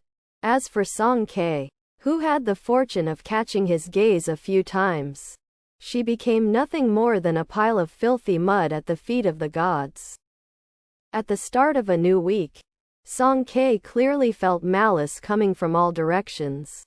Dead snakes and mice were stuffed into her desk. Her handed-in papers were frequently soaked in ink for no reason.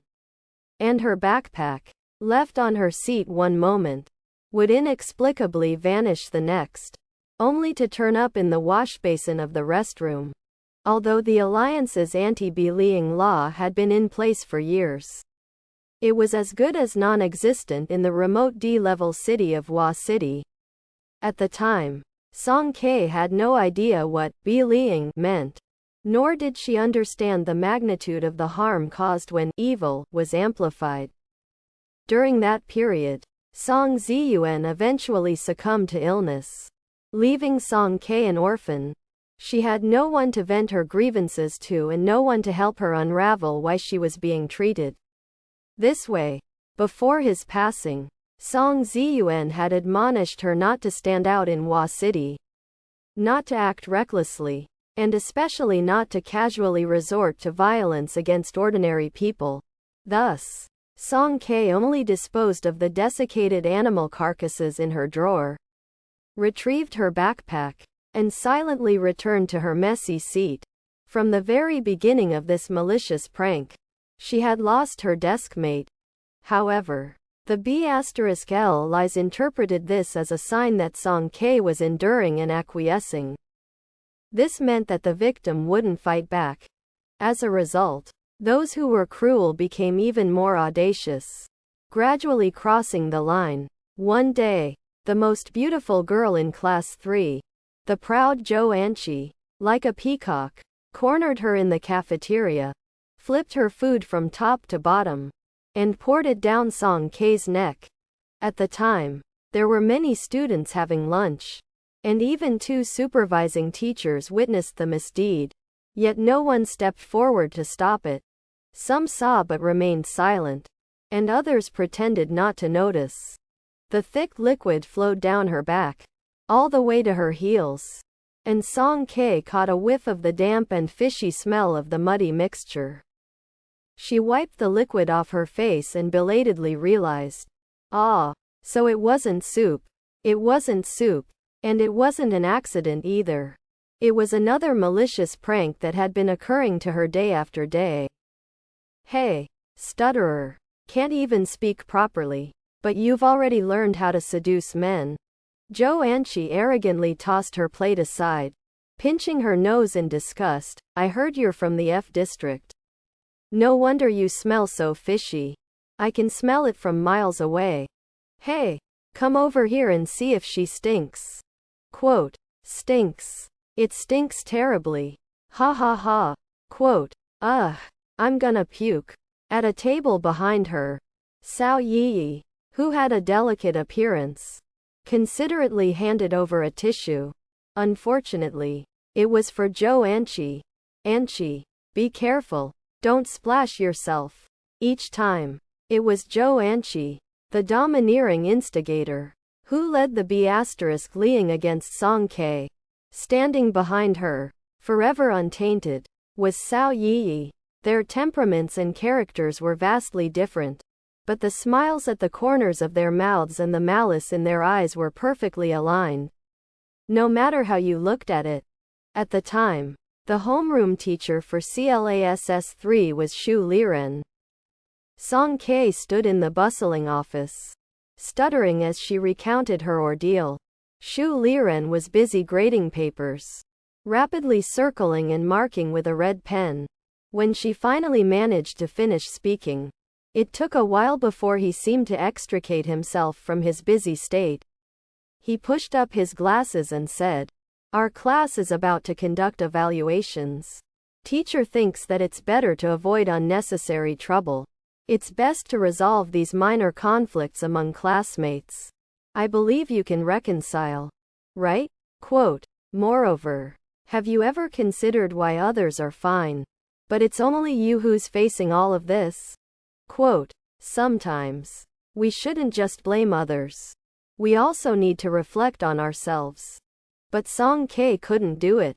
No matter who she faced, whether it was cold sneers or the constant barrage of pranks, she couldn't reconcile. She only felt stifled, and going to school was no longer a happy affair for her. Now, people in her class were talking to her, but unfortunately, it was all insults and curses. Zhang Rui still occasionally came to find Song K, bringing her snacks and inviting her to play. Because of her frequent absence, he complained a few words. He had no idea about Song K's experiences in the class. He remained the same carefree, radiant campus idol. At first, Song K didn't understand the source of the hostility around her. But as Zhang Rui's visits became more frequent, even she, as foolish as she was, could sense that this person was the cause of her troubles. So, she earnestly told him, Don't look for me anymore." Naively, she believed that if Zhang Rui stopped looking for her, everything would return to normal. Zhang Rui didn't take her words seriously. "I just like hanging out with you. What's up with your hair? Why's it stuck with chewing gum?" Quote, "I'll get it out for you." The cool young man leaned down near her in the shade of a tree, clumsily pulling apart the clump of sticky hair. Song K turned her head to avoid his touch, quickly stepped away, paying no mind to Zhang Rui's displeased shouting behind her. In the opposite teaching building, Cao Yi put down her phone, which contained the pictures she had just taken. She gazed at Zhang Rui's departing figure, swiftly scrolled through her contacts, found Zhou Anqi's name, and clicked send. The explosion came swiftly. On the day of the outburst, it was Song K's turn for class duty. The boys in the class deliberately lingered, making loud noises by dragging tables and chairs around. Before she realized what was happening, they had surrounded her in a concave shape against the wall. Her classmates used the water pipes from the restroom, usually used to clean, and splashed water all over her head. Some got carried away, swinging iron buckets in their hands, one of which struck Song K on the head with a resounding clang. The classroom fell silent for an instant, followed by nonchalant laughter as if nothing had happened. The high-pressure water flow prevented Song K from opening her eyes and completely washed away her patience, making her increasingly aware. Grandfather had said that she should get along well with her classmates at school. She had tried, but unfortunately, she hadn't succeeded. But her master had also taught her an eye for an eye. If someone hit her, she had to hit back. And this, she could do. Song K kicked over the desk in front of her. She didn't think she was being overly harsh. She was merely giving back what others had done to her. However, when she poured the filthy water onto Zhou Anqi and Cao Yi's heads, the group of boys seemed to be collectively possessed. They all twisted their expressions and charged towards her. Song K hooked the mop with her toe, and the dirty cloth slapped their faces, smearing them forcefully. Her actions were measured. She didn't even break anyone's limbs. However, this group of 14 or 15-year-olds lacked exercise. And after a few moments, they were defeated. What Song K couldn't understand, especially, was that she was just returning the favor. Yet now these tormentors were writhing on the ground, crying and wailing in pain. Hadn't they ever thought that others might suffer just like they did? The commotion caused by the brawl in CLASS 3 was too intense. Even people from other floors came running to watch. The front door, the back door, and the corridors were filled with onlookers, hecklers, gossips, and rumors flew like wings, spreading everywhere. Zhang Rui was the first to receive the news. He rushed over in a state of anxiety, and upon entering the classroom, he was shocked by the chaotic scene of people sprawled all over the floor. Zhou Anqi was lying amidst a pile of trash, her school uniform skirt covered in scraps and dirt. She was calling his name while sobbing uncontrollably. Cao Yi's braids were undone, and she timidly hid behind Zhang Rui, gently gripping the hem of his school uniform. "Senior, please stop Song Ke. She's hurt many students. Anqi's father has already informed the principal. If this goes on, she'll be expelled." Zhang Rui's full attention was focused on another person, and he didn't notice Cao Yi's small movements. He bypassed her and approached Song Ke with a stern face. Quote, "Stop." Zhang Rui grabbed the mop, which still dripped dirty water, and his expression turned icy. "Do you know the consequences of starting a fight?" Quote, stubbornly. Song Ke glared at him, neither nodding nor shaking her head. Zhang Rui felt a headache coming on. He lowered his voice. Quote, "You've hurt people. Apologize first." With teary eyes, Song Ke stubbornly resisted. "No." Suddenly, cries of surprise came from outside the classroom. "Mr. Shu is here." Quote, "The principal and the dean of discipline are here too." Quote, Zhang Rui grew increasingly anxious. With a strong pull, he tried to take the mop from Song Ke's hand. "Listen to me. No matter the reason, fighting with classmates is wrong. Wait for the teachers to come. Apologize first. And then." Quote, with reddened eyes, Song Ke pushed forward. Caught off guard, Zhang Rui, along with the mop, was pushed a few meters away. The back of his head hit the wall hard, and the iron hook hanging on the mop hit his eyebrow, cutting open a gash that immediately started bleeding profusely.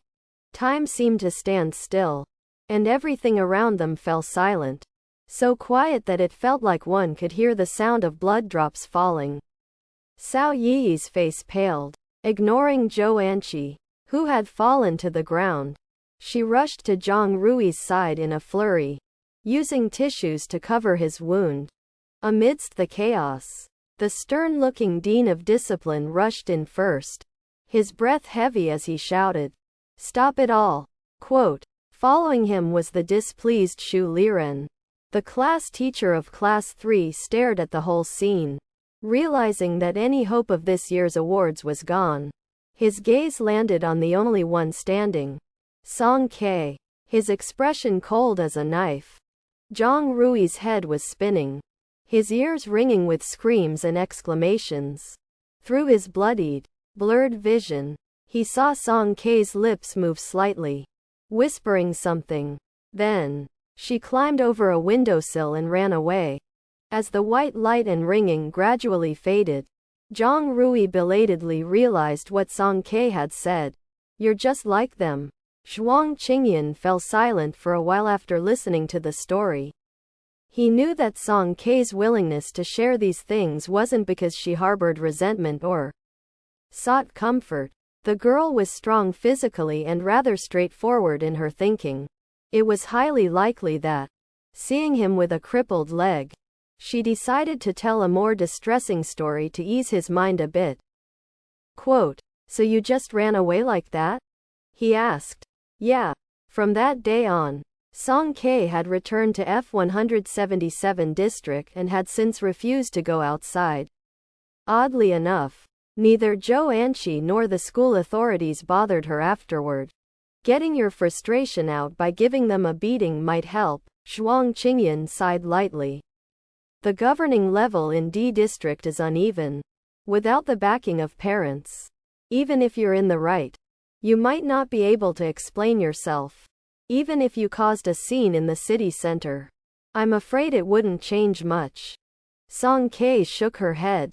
Throughout the ordeal, she had never thought about seeking fairness or justice. Shu Liren said she was wrong for not letting things go. Zhang Rui said she was wrong for assaulting her classmates. Everyone thought she was wrong. Zhuang Qingyan scoffed lightly. Wrong? Would this matter just disappear if you didn't act? Quote, if Song Kei hadn't hit Zhou Anqi, the B*Liang from CLASS 3 would have continued. She couldn't endure such days any longer. At this point, Zhuang Qingyan's eyes slightly narrowed, veiling the destructive urge he had to destroy everything. You hit them because those people deserved it, even if you were wrong. What can they do? Quote, some people spend their whole lives doing right things, only to die in the end, and no one will put up a monument praising them for it. He reached out and ruffled Song Kei's hair. You're still a kid. Quote, remember this. In this world, right and wrong aren't that important. Living happily is what matters. It was twisted logic, but Song Kei couldn't argue against it. This man's mindset was completely different from what her grandfather had taught her. Her grandfather had said she needed to assimilate into society, try to be like everyone else. However, Zhuang Qingyan seemed to not care about anything. Whether others lived or died had nothing to do with him, as long as he was content and happy. If it were you, what would you do? Song Kei asked.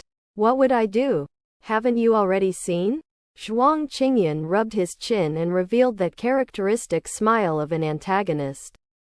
Song Kei. Quote, she thought about the fates of Wu Yuru and Yang Bo, and her heart felt heavy. Unknowingly, time passed quickly.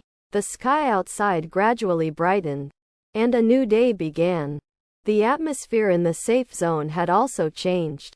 High school students who received new weapons grew bolder, and a particularly large exploration team was gearing up.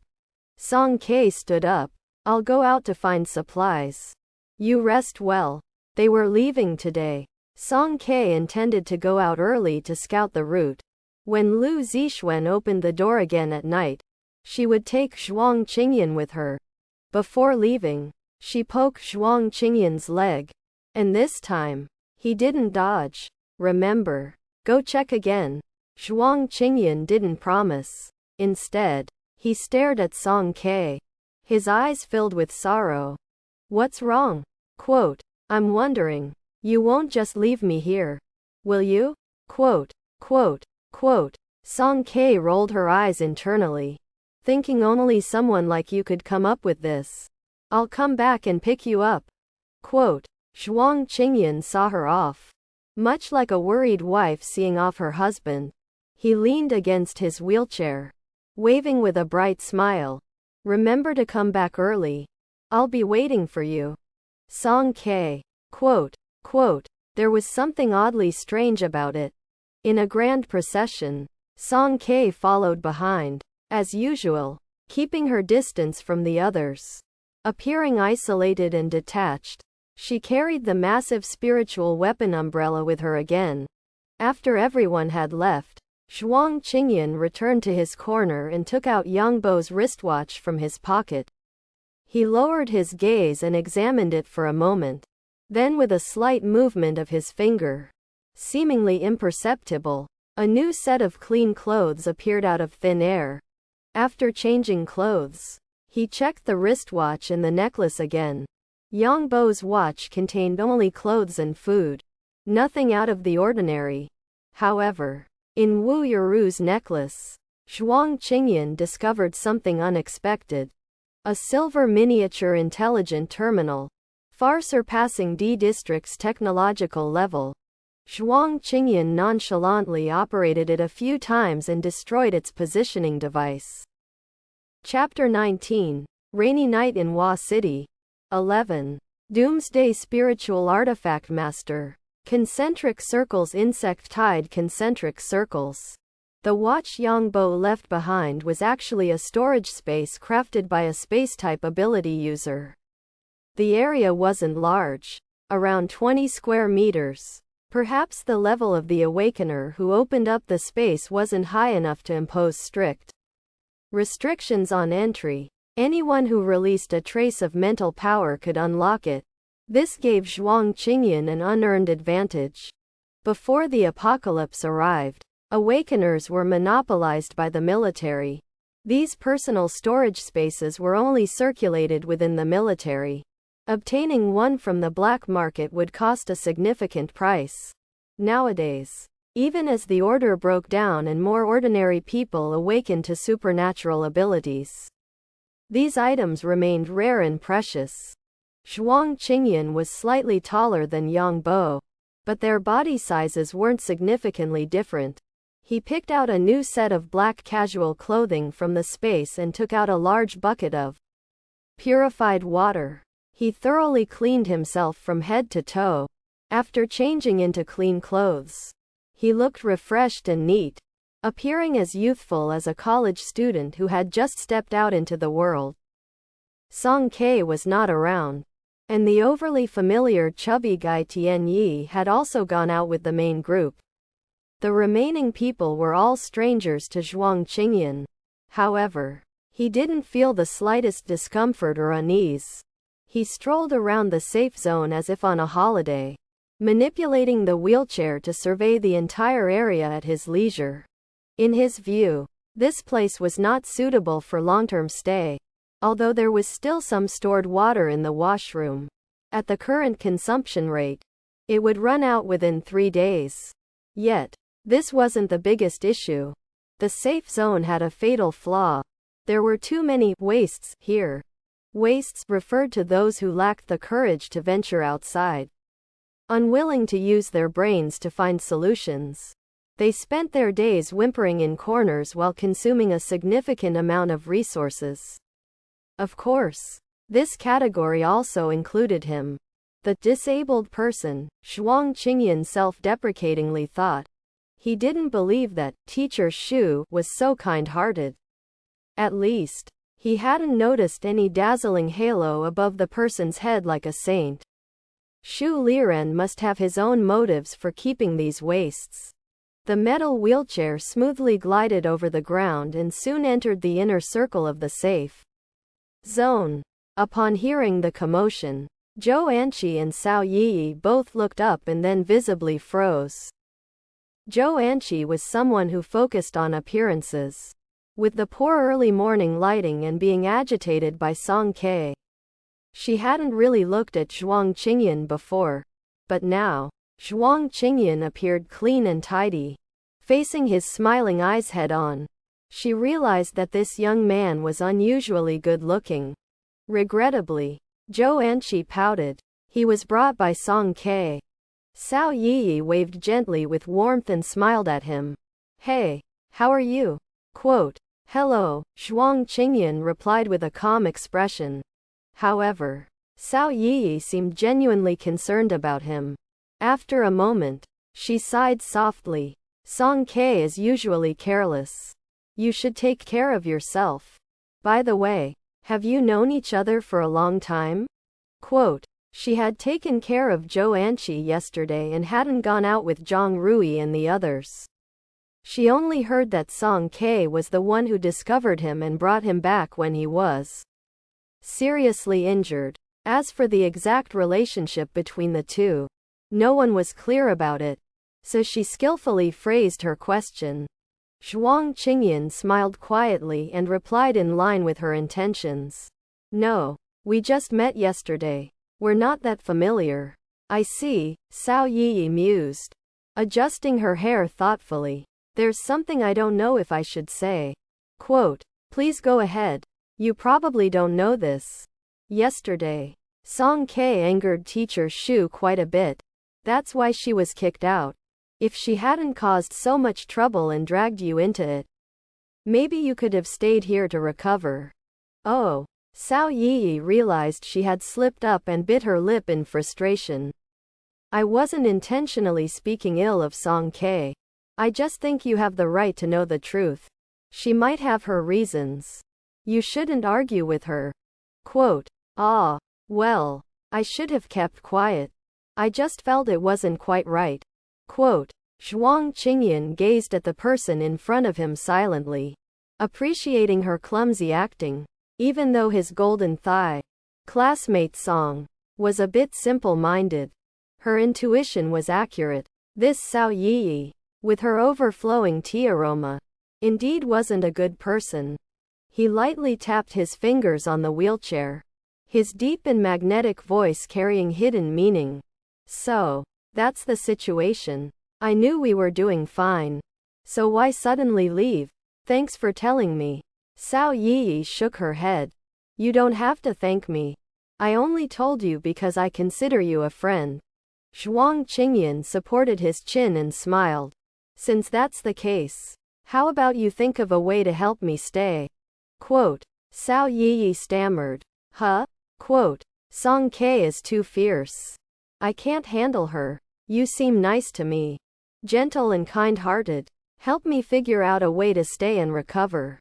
I'll repay you. Zhuang Qingyan blinked at her, displaying a deeply affectionate look full of unspoken emotions. Cao Yi nearly choked on her own saliva. What could she possibly do? Why was this guy so shameless? He was acting like he deserved to be taken care of without a hint of embarrassment. Cao Yi awkwardly responded. You're not serious, are you? Quote, Zhuang Qingyan looked surprised. I'm not joking. You care about me so much and consider my feelings. I thought maybe you. Quote, his face was full of accusations as his beautiful peach blossom eyes drooped sadly. And he covered his mouth in a heartbroken manner. You didn't need to tell me. But now that I know the truth, can you really watch me go to my death? How can you claim to care about me while not taking responsibility? I find you quite frightening. Cao Yi hesitated, at a loss for words. What do you call lifting a stone only to drop it on your own foot? What do you call stealing a chicken but losing the rice? She just wanted to sow discord between this guy and Song Ke, making sure Song Ke wouldn't feel at ease even after leaving. Yet, what kind of weirdo was this person? How did he manage to turn everything around and make her seem like a terrible criminal? No, blame it on Song Ke if you must. Why is this being pinned on me? Cao Yi rarely found herself at a loss for words. She quickly tugged on the sleeve of the person next to her, attempting to change the topic. Anchi, aren't you still going to examine him? Maybe you should do it now.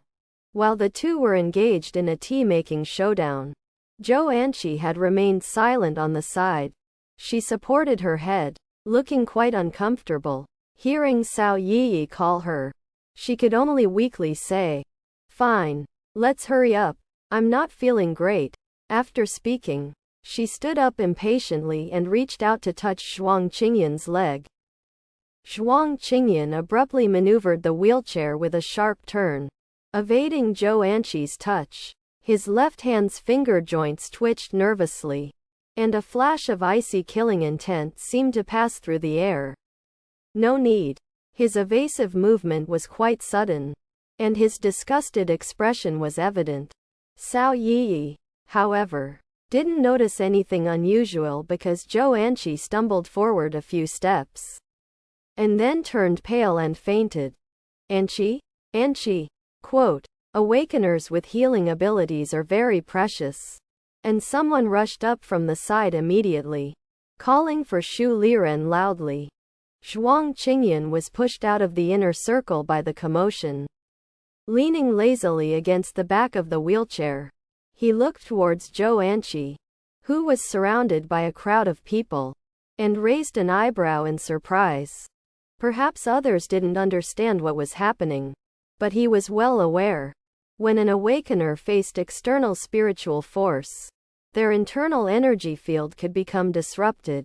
If their own strength wasn't formidable enough to resist this impact, they could lose consciousness and fall into a coma.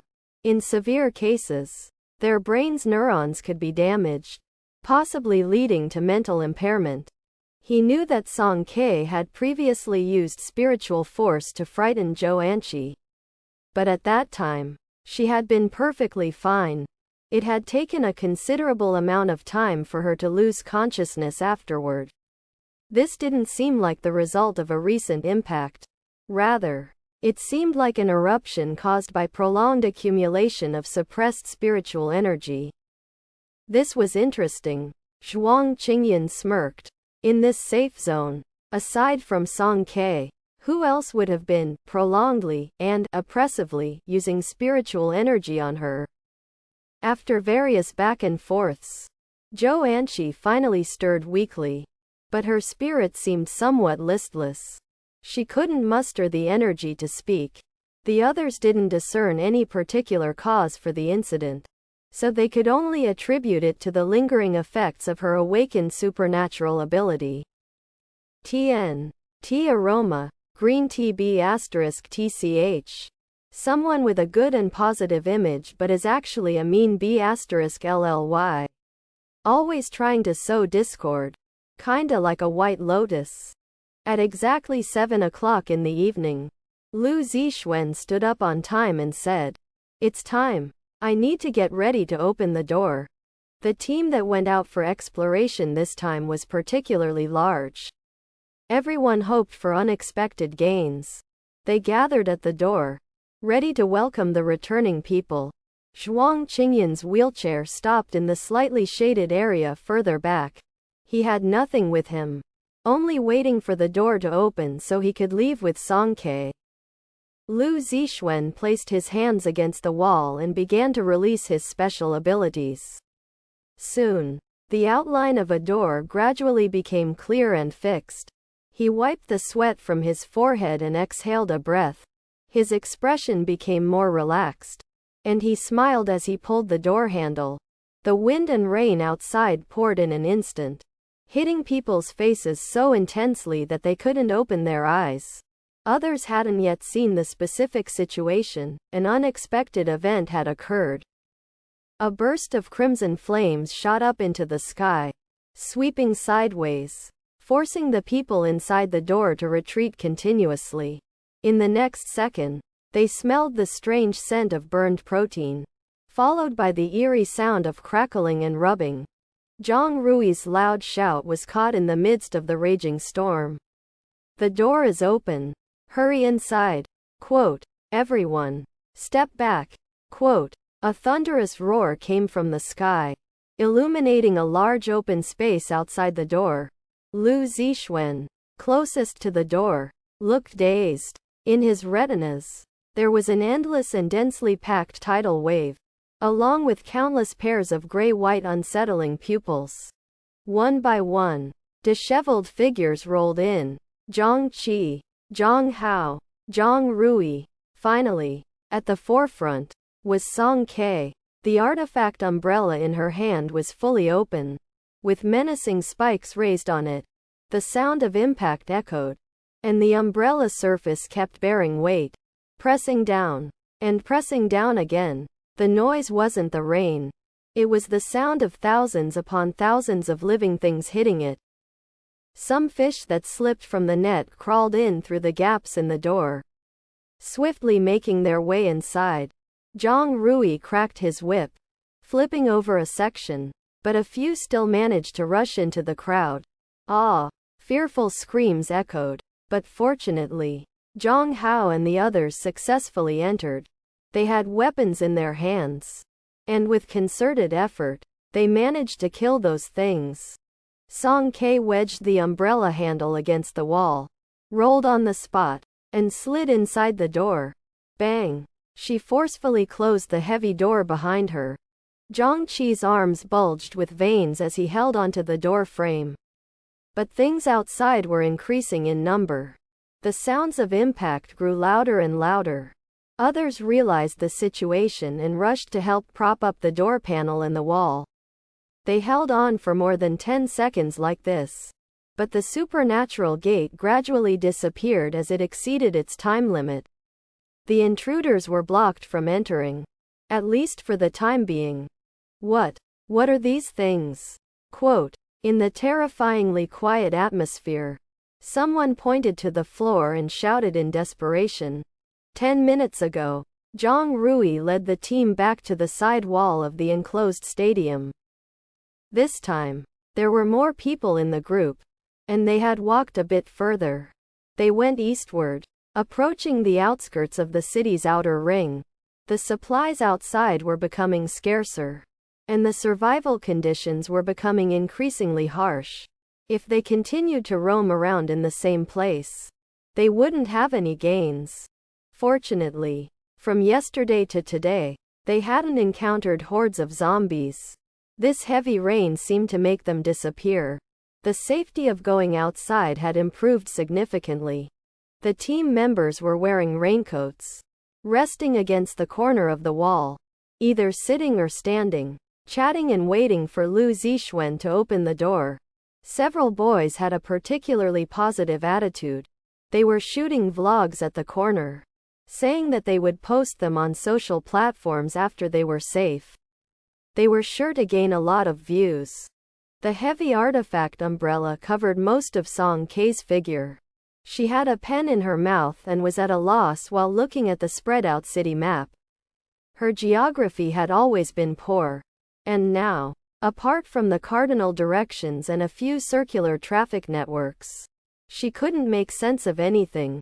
Zhang Rui approached her gently and said in a low voice, before the network went down, I saved the locations of nearby shelters. Should I send it to you? Quote, no need, Song Kei refused. She didn't plan to take Zhuang Qingyan to crowded places. And besides, she didn't have a phone. Thank you. Zhang Rui fell silent. His hair and face were wet, like a wet dog, pitiable and stubborn. Song Kei glanced at him and tilted the umbrella to cover his head. A few minutes later, she paused and suddenly looked up. Do you hear any sounds? Quote, what sounds? Zhang Rui was puzzled. Song Kei frowned. She couldn't quite describe it. It was like the buzzing of wings in motion, or the sound of many feet walking on the ground. The frequency was fast, and it was extremely dense, causing her eardrums to pulse and swell. Song Kei looked in the direction of the distant mountains meeting the horizon. Apart from a black dividing line, there was nothing else. She shifted her gaze away, circling left and right a few times. But she found nothing. The next second, Song Kei abruptly turned back. She hadn't seen wrong. That dividing line was clearly moving. The rustling sound was getting closer to her ears, soon becoming extremely close. Song Kei held her breath and focused her senses. The people around her were influenced by her serious expression and stopped talking, their expressions becoming vigilant. The grass in front swayed gently, and suddenly a large insect leapt out.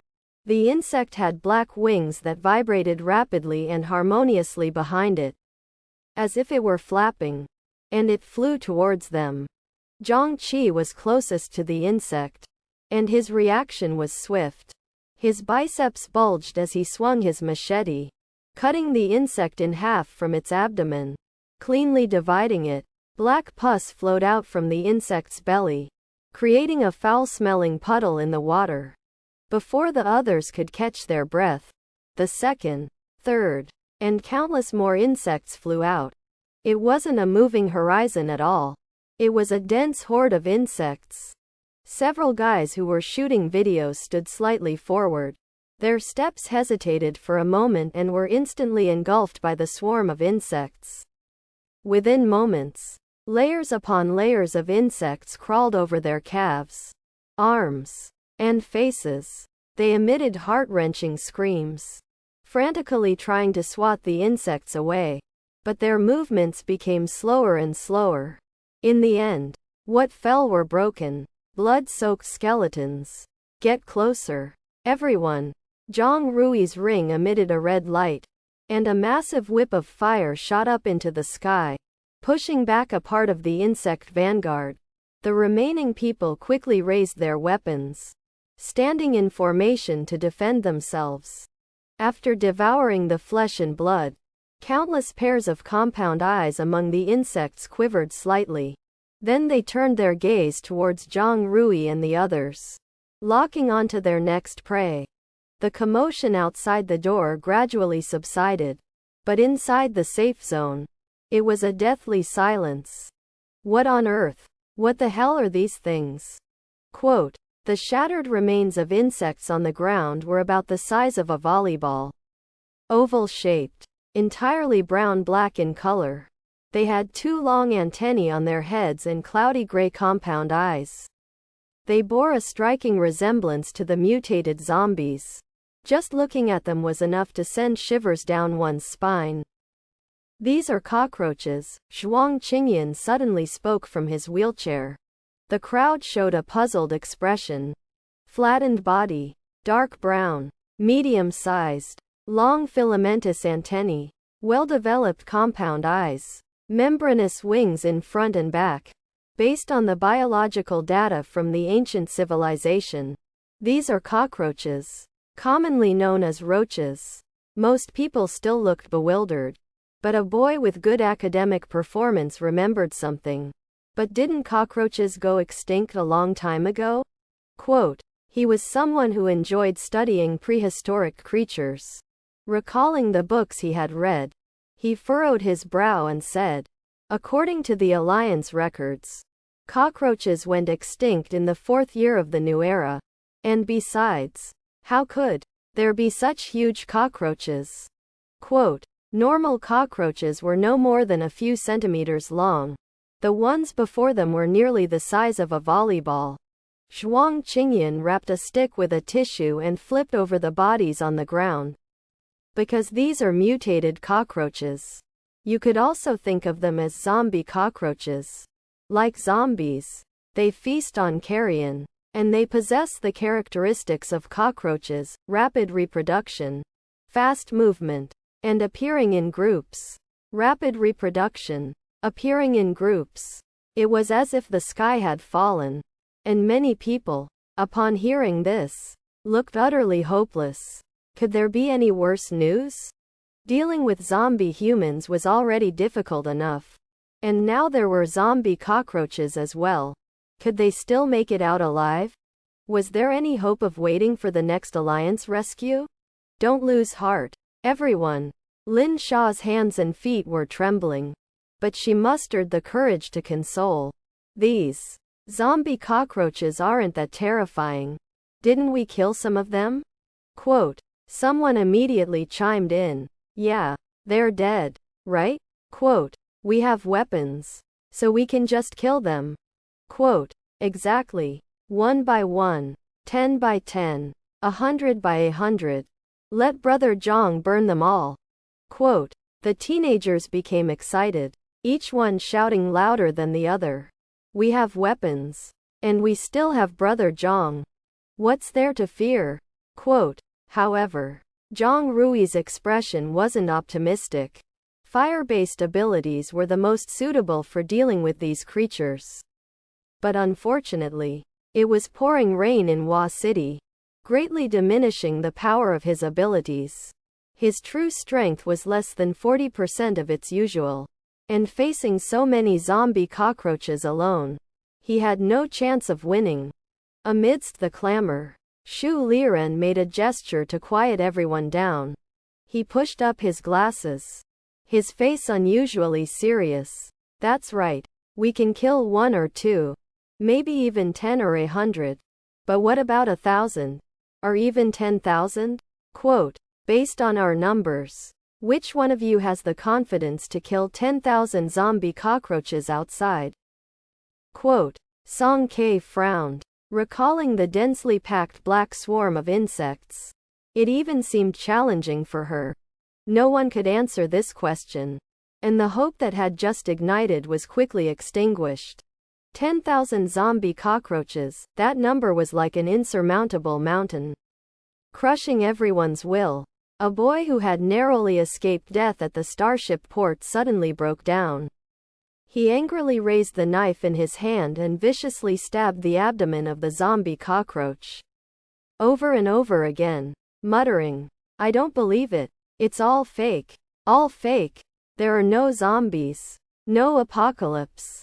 Quote, Zhang Hao managed to restrain him in time. But it was too late.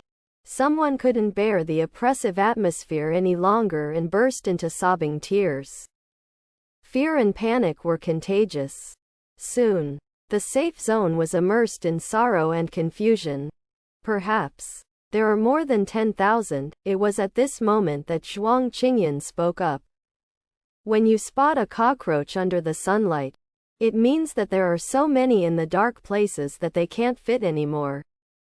Everyone. Quote, woo woo woo. Chapter 20. Rainy Night in Hua City. 12. Doomsday Spiritual Artifact Master. Concentric circles. Kongzi Qi shivered uncontrollably. Concentric circles. Song Ke sat on the ground, cleaning her spear. Her spiritual weapon umbrella, previously used to ward off the insect tide, had been left outside the door. Moreover, the iron umbrella itself was too bulky to have an advantage against these small creatures. So, she transformed it into a pitch-black spear about 1 to 2 meters long. She meticulously wiped the spearhead. "Sorry. I should have taken you away earlier in the morning." Zhuang Qingyan shook his head. "It doesn't matter. With this many in number, we would sooner or later encounter them if we went out." His gaze drifted into the distance. And he continued, "This safe zone won't hold for much longer. Be cautious tonight." "What you just..." Quote, "What's wrong?" Quote, Song Ke's spear cleaning motion paused briefly as she swallowed the rest of her sentence. Looking up, she saw Zhuang Qingyan still smiling, seemingly oblivious to the recent incident that had sparked anger. She had come to realize that this person had a remarkable ability to infuriate others without even flinching. A casual sentence from him could make over 100 people in the safe zone want to pull out their weapons and attack him. If she hadn't decisively intervened and pushed him away, someone might have lost their patience and attacked him. Troublesome. Really troublesome. Song Ke sighed inwardly and didn't pursue the topic. Instead, she silently raised 4 fingers. Zhuang Qingyan looked puzzled. "What does that mean?" Quote, Song Ke explained. "Yesterday, I asked 1 less question. So today, I can ask up to 4. Zhuang Qingyan was taken aback for a moment and then realized the situation. Finding it somewhat amusing, his proposal of 3 questions per day as an exchange condition was a temporary measure. Before understanding Song Ke's character, he had left himself some leeway.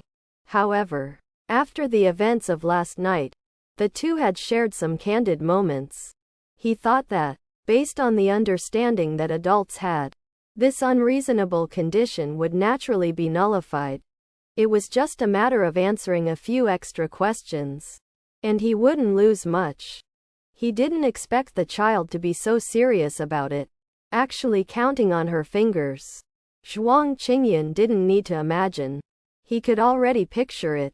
He was about to admit that the restriction was lifted starting from today. But then he changed his mind.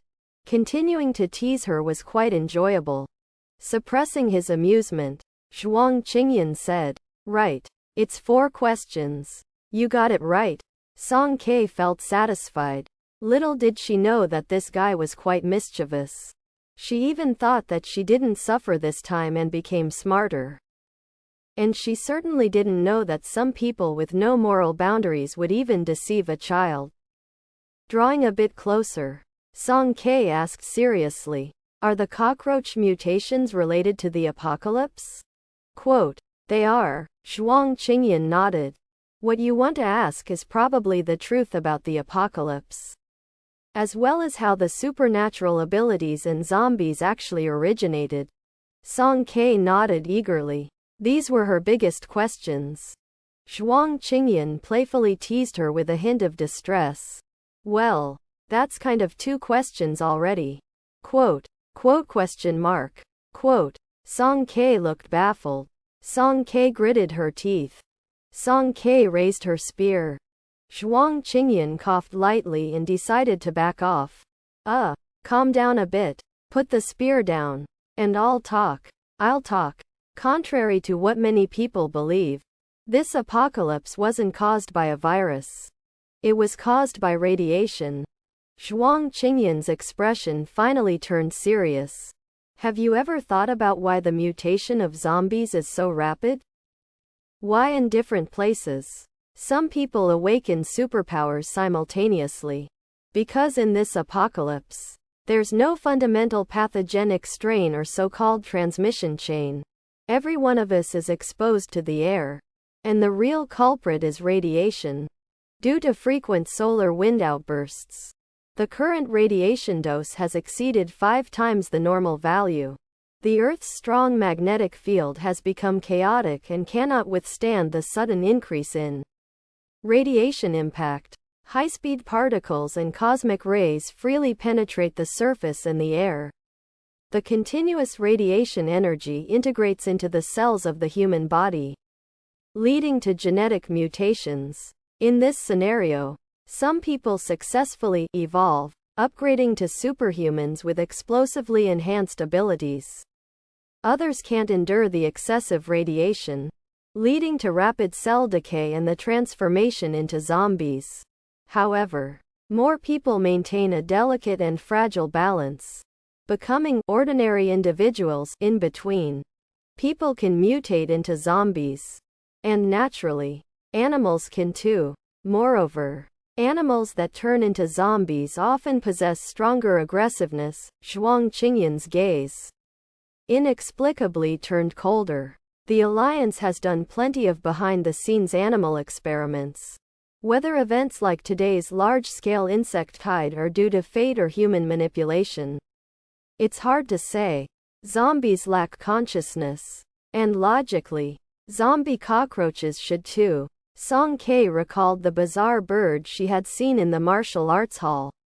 She vaguely felt there was a difference. That bird didn't seem to have strong attacking tendencies. Perhaps she got lucky? The big bird was already full? It didn't care about her. This little sprout?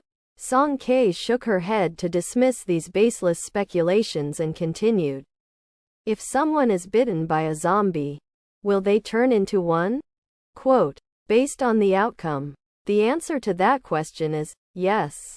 Song Ke was puzzled. What do you mean? Quote, Zhuang Qingyan explained. I just mentioned that the cause of the apocalypse is radiation. So, when someone is bitten by a zombie, it's like undergoing radiation bombardment once again. However, this time, it's radiation that's already contaminated. Most people can't withstand this impact. Their internal magnetic fields go haywire, and they transform into zombies. Most people? Song Ke keenly grasped the focus. Did that mean there was a chance of survival? Since it's a magnetic field imbalance, there's naturally an extremely slim probability of awakening passively, evolving into superhumans. Song Ke pinched her palm, feeling its dampness. Unconsciously, her hand was sweating. She pursed her lips. What if the one bitten is a superhuman? Quote, Zhuang Qingyan squinted. What? Were you bitten? Quote, the hair on the back of Song Ke's neck stood up like lightning. I wasn't bitten. No. Quote, Zhuang Qingyan couldn't be easily fooled. Song Ke felt incredibly guilty. To prove herself, she hastily extended her arm for him to inspect. The bandages on her arm were already removed, leaving a bare and unscarred surface. Not to mention her arm. The wounds on her back, abdomen, and lower waist had all disappeared. It had only been a short week since the battle at the martial arts hall.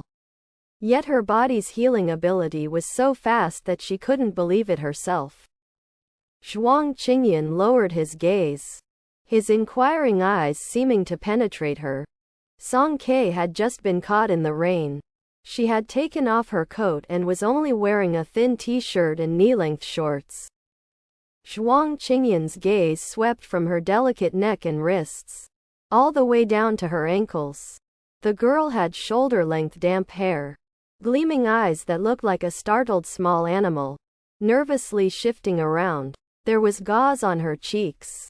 With her slender arms and legs, merely judging from her appearance, she could be categorized as completely harmless.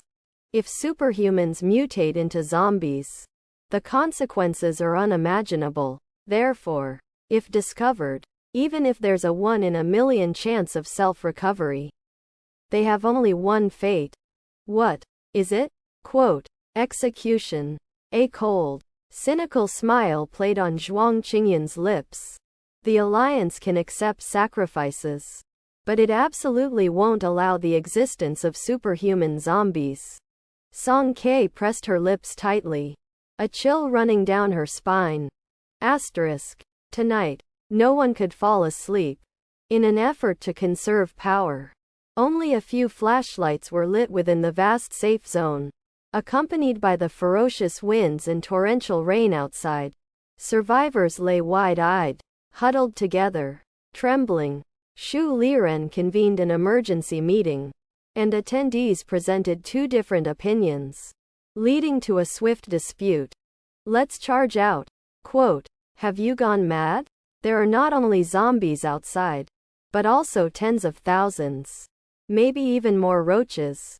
Are you trying to get killed? Quote, if we don't charge out, staying here is a death sentence. Quote, the radical faction led by Zhang Rui and Zhang Hao believed that they should take advantage of the situation before it further deteriorated and break out. Not far from the safe zone was the parking lot of the number 1 middle school. Zhang Hao had observed that there were several buses there. They could safely drive out. However, the risk of this plan was extremely high because even the nearest route required passing through 2 dormitory buildings. In other words, they would have to traverse through thousands of zombies, running about 100 meters. On the other hand, some people held conservative opinions, like Lu Zixuan, who believed that staying within the safe zone was the wise choice. The outer wall of this enclosed stadium was made of the Alliance's latest materials, rendering it an impregnable fortress. By guarding the 2 large gates on the east and west sides, those inside would be safe. They could wait for the rain to stop and the insect tide to recede before figuring out their next move. But when would the rain stop? Would the insect tide really recede? Lu Zixuan had no certainty. The 2 sides held their ground, arguing loudly. However, the 2 individuals in the corner were unaffected. Song Ke gestured to both sides of Zhuang Qingyan's wheelchair, gradually concentrating her spiritual energy. In the palm of her hand, a dim blue light coalesced into the shape of a crossbow, which she mounted on his wheelchair. In case of an emergency, even if she couldn't attend to Zhuang Qingyan, he could defend himself. Then she picked up a piece of shachima and, while nibbling on it, observed Zhuang Qingyan. Zhuang Qingyan was adapting to the wheelchair's control panel. Forward, turn, brake, elevate, lower. Those complex instructions posed no difficulty for him. Soon, he was handling them with ease. Once familiarized, Zhuang Qingyan raised the spiritual crossbow. It was a lightweight repeating crossbow with intricate and complex internal structure. The accompanying bolts were around 8 inches long, and it could fire 10 in one go, making it virtually invincible in terms of short-range crowd control.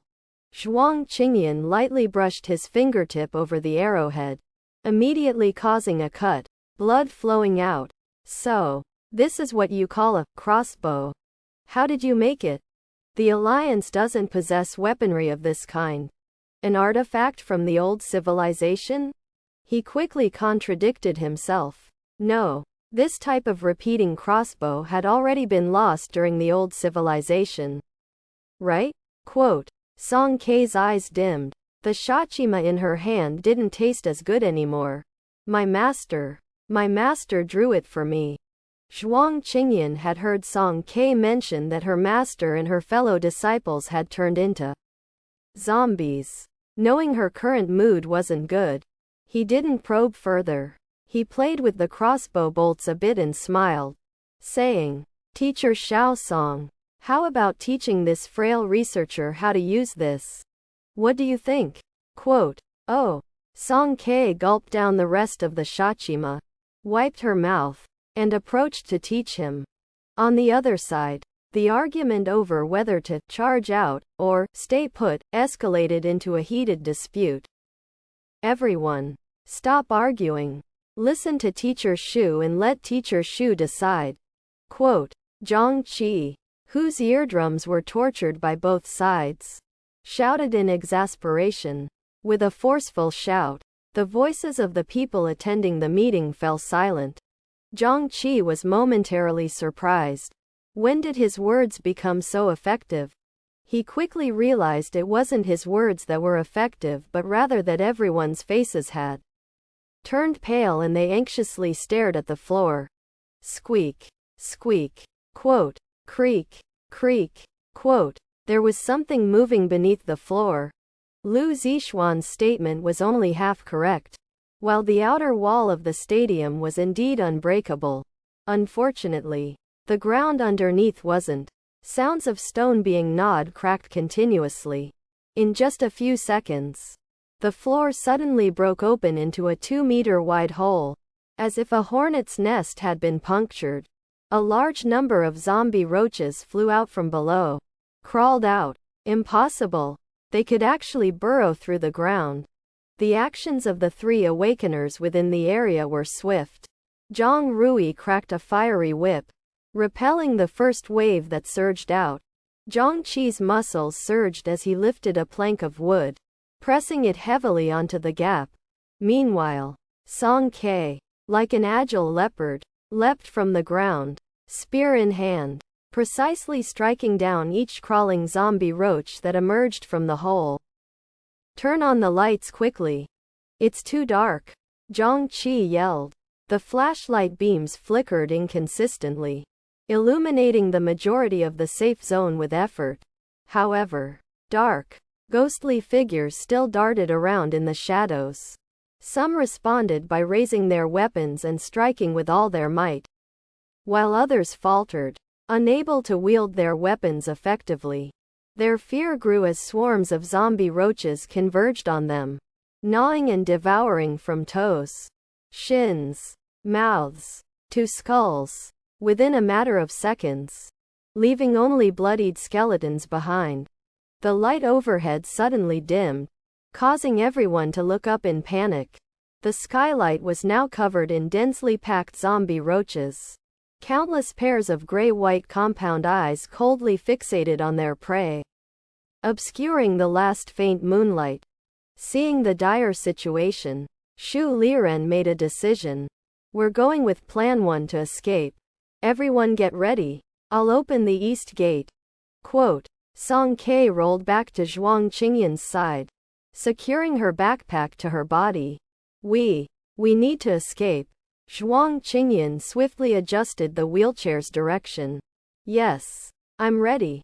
Zhang Qi cleared the obstacles behind the door, and Shu Liren rushed over to input the password. The long-sealed automated control door slowly opened again, and everyone scrambled to be the first to rush out. The people squeezed in the back couldn't break through, so they shouted to Lu Zixuan. "Lu Zixuan, open the door. Open another door." Quote, Lu Zixuan attempted to gather his spiritual energy, but the faint light sphere dissipated before forming. He shook his head at the person speaking, saying, "No, this damn ability is useless at critical moments. I can't release it." Quote, however, the person who had just spoken stared at him in terror and pointed. "Bugs! Bugs!" Quote, the skylight couldn't withstand the weight of the zombie roaches. Shattering with a crash, glass fragments and countless black insects cascaded down like a waterfall, covering Lu Zixuan from head to toe and swallowing a few stragglers who hadn't managed to escape. Quote, Continuous, eerie screams echoed from behind. The boy who had been running at the front turned around excitedly, his face displaying relief from having survived. He called back to his companions. "Ha ha ha. We made it out. You stinky bugs." Quote. His words were cut off abruptly as a lean figure in school uniform lunged out from the dark, rainy night, biting into his neck. It was a zombie. The students halted, afraid to move forward. Beneath the shadowy dormitory, hundreds of zombies turned their heads in unison, their hollow pupils fixated on the group's direction.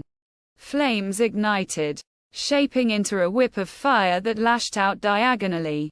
It severed the heads of 5 or 6 zombies. Jiang Rui led the way, running forward determinedly. "Stick close to me. Get ready to charge through." Quote. Somki's long spear flew out, piercing through zombie after zombie and roach after roach. Like a long string of candied hawthorns, Jiang Rui's flames followed closely, burning a path through the encirclement. Zhuang Qingyan followed behind Song Qi, deftly evading. It was unclear how he managed it, but the zombies and roaches around him were noticeably fewer. A nearly vacuumed area formed around him as the center.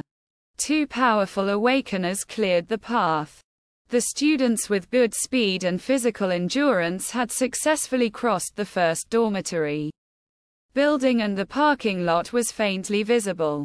Tian Yi followed at the rear of the group, wiping away tears as he ran. He dared not cry aloud. He had almost failed to make it out of the stadium. Kongzi Qi. What should we? Can we make it out? Quote. He was lagging behind and relied on Kongzi Qi, who grabbed his collar to give him a physical boost. "It's fine. We're following Teacher Zhu. With Teacher Zhu here, there won't be a problem. He'll lead us out." Quote. Zhu Liren was also not running fast, staying 3 or 4 meters ahead of the two. A few girls and a slender boy were beside him.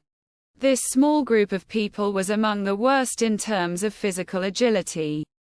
Even if they pushed their limits, they still couldn't move very fast, gradually falling behind the main group ahead.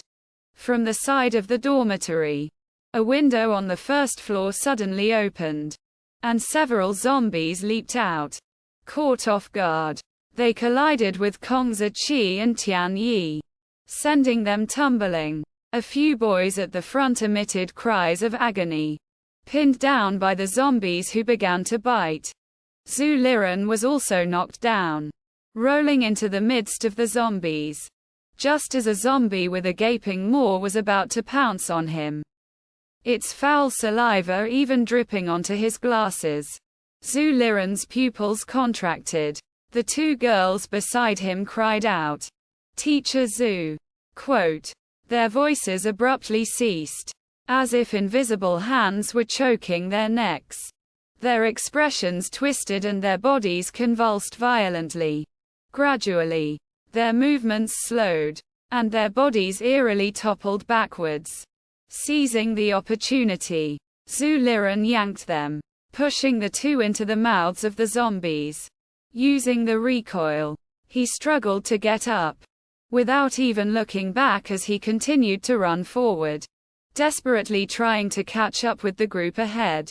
In the middle of his sprint, Zhu Liren felt a sensation and swiftly turned his head to glance back. The 2 girls had been savaged by the zombies, their appearances unrecognizable. Not far behind them, Kongzi Qi reflexively pushed down Tian Yi's head, making him lie face down on the ground, using his own body to shield him. Kongzi Qi lifted his head, meeting Zhu Liren's gaze. The eyes behind the lenses held no warmth. Kongzi Qi shivered uncontrollably. Tian Sachima is a sweet snack in Chinese cuisine made of fluffy strands of fried batter bound together with a stiff sugar syrup. and of an appearance somewhat similar to American Rice Krispies treats.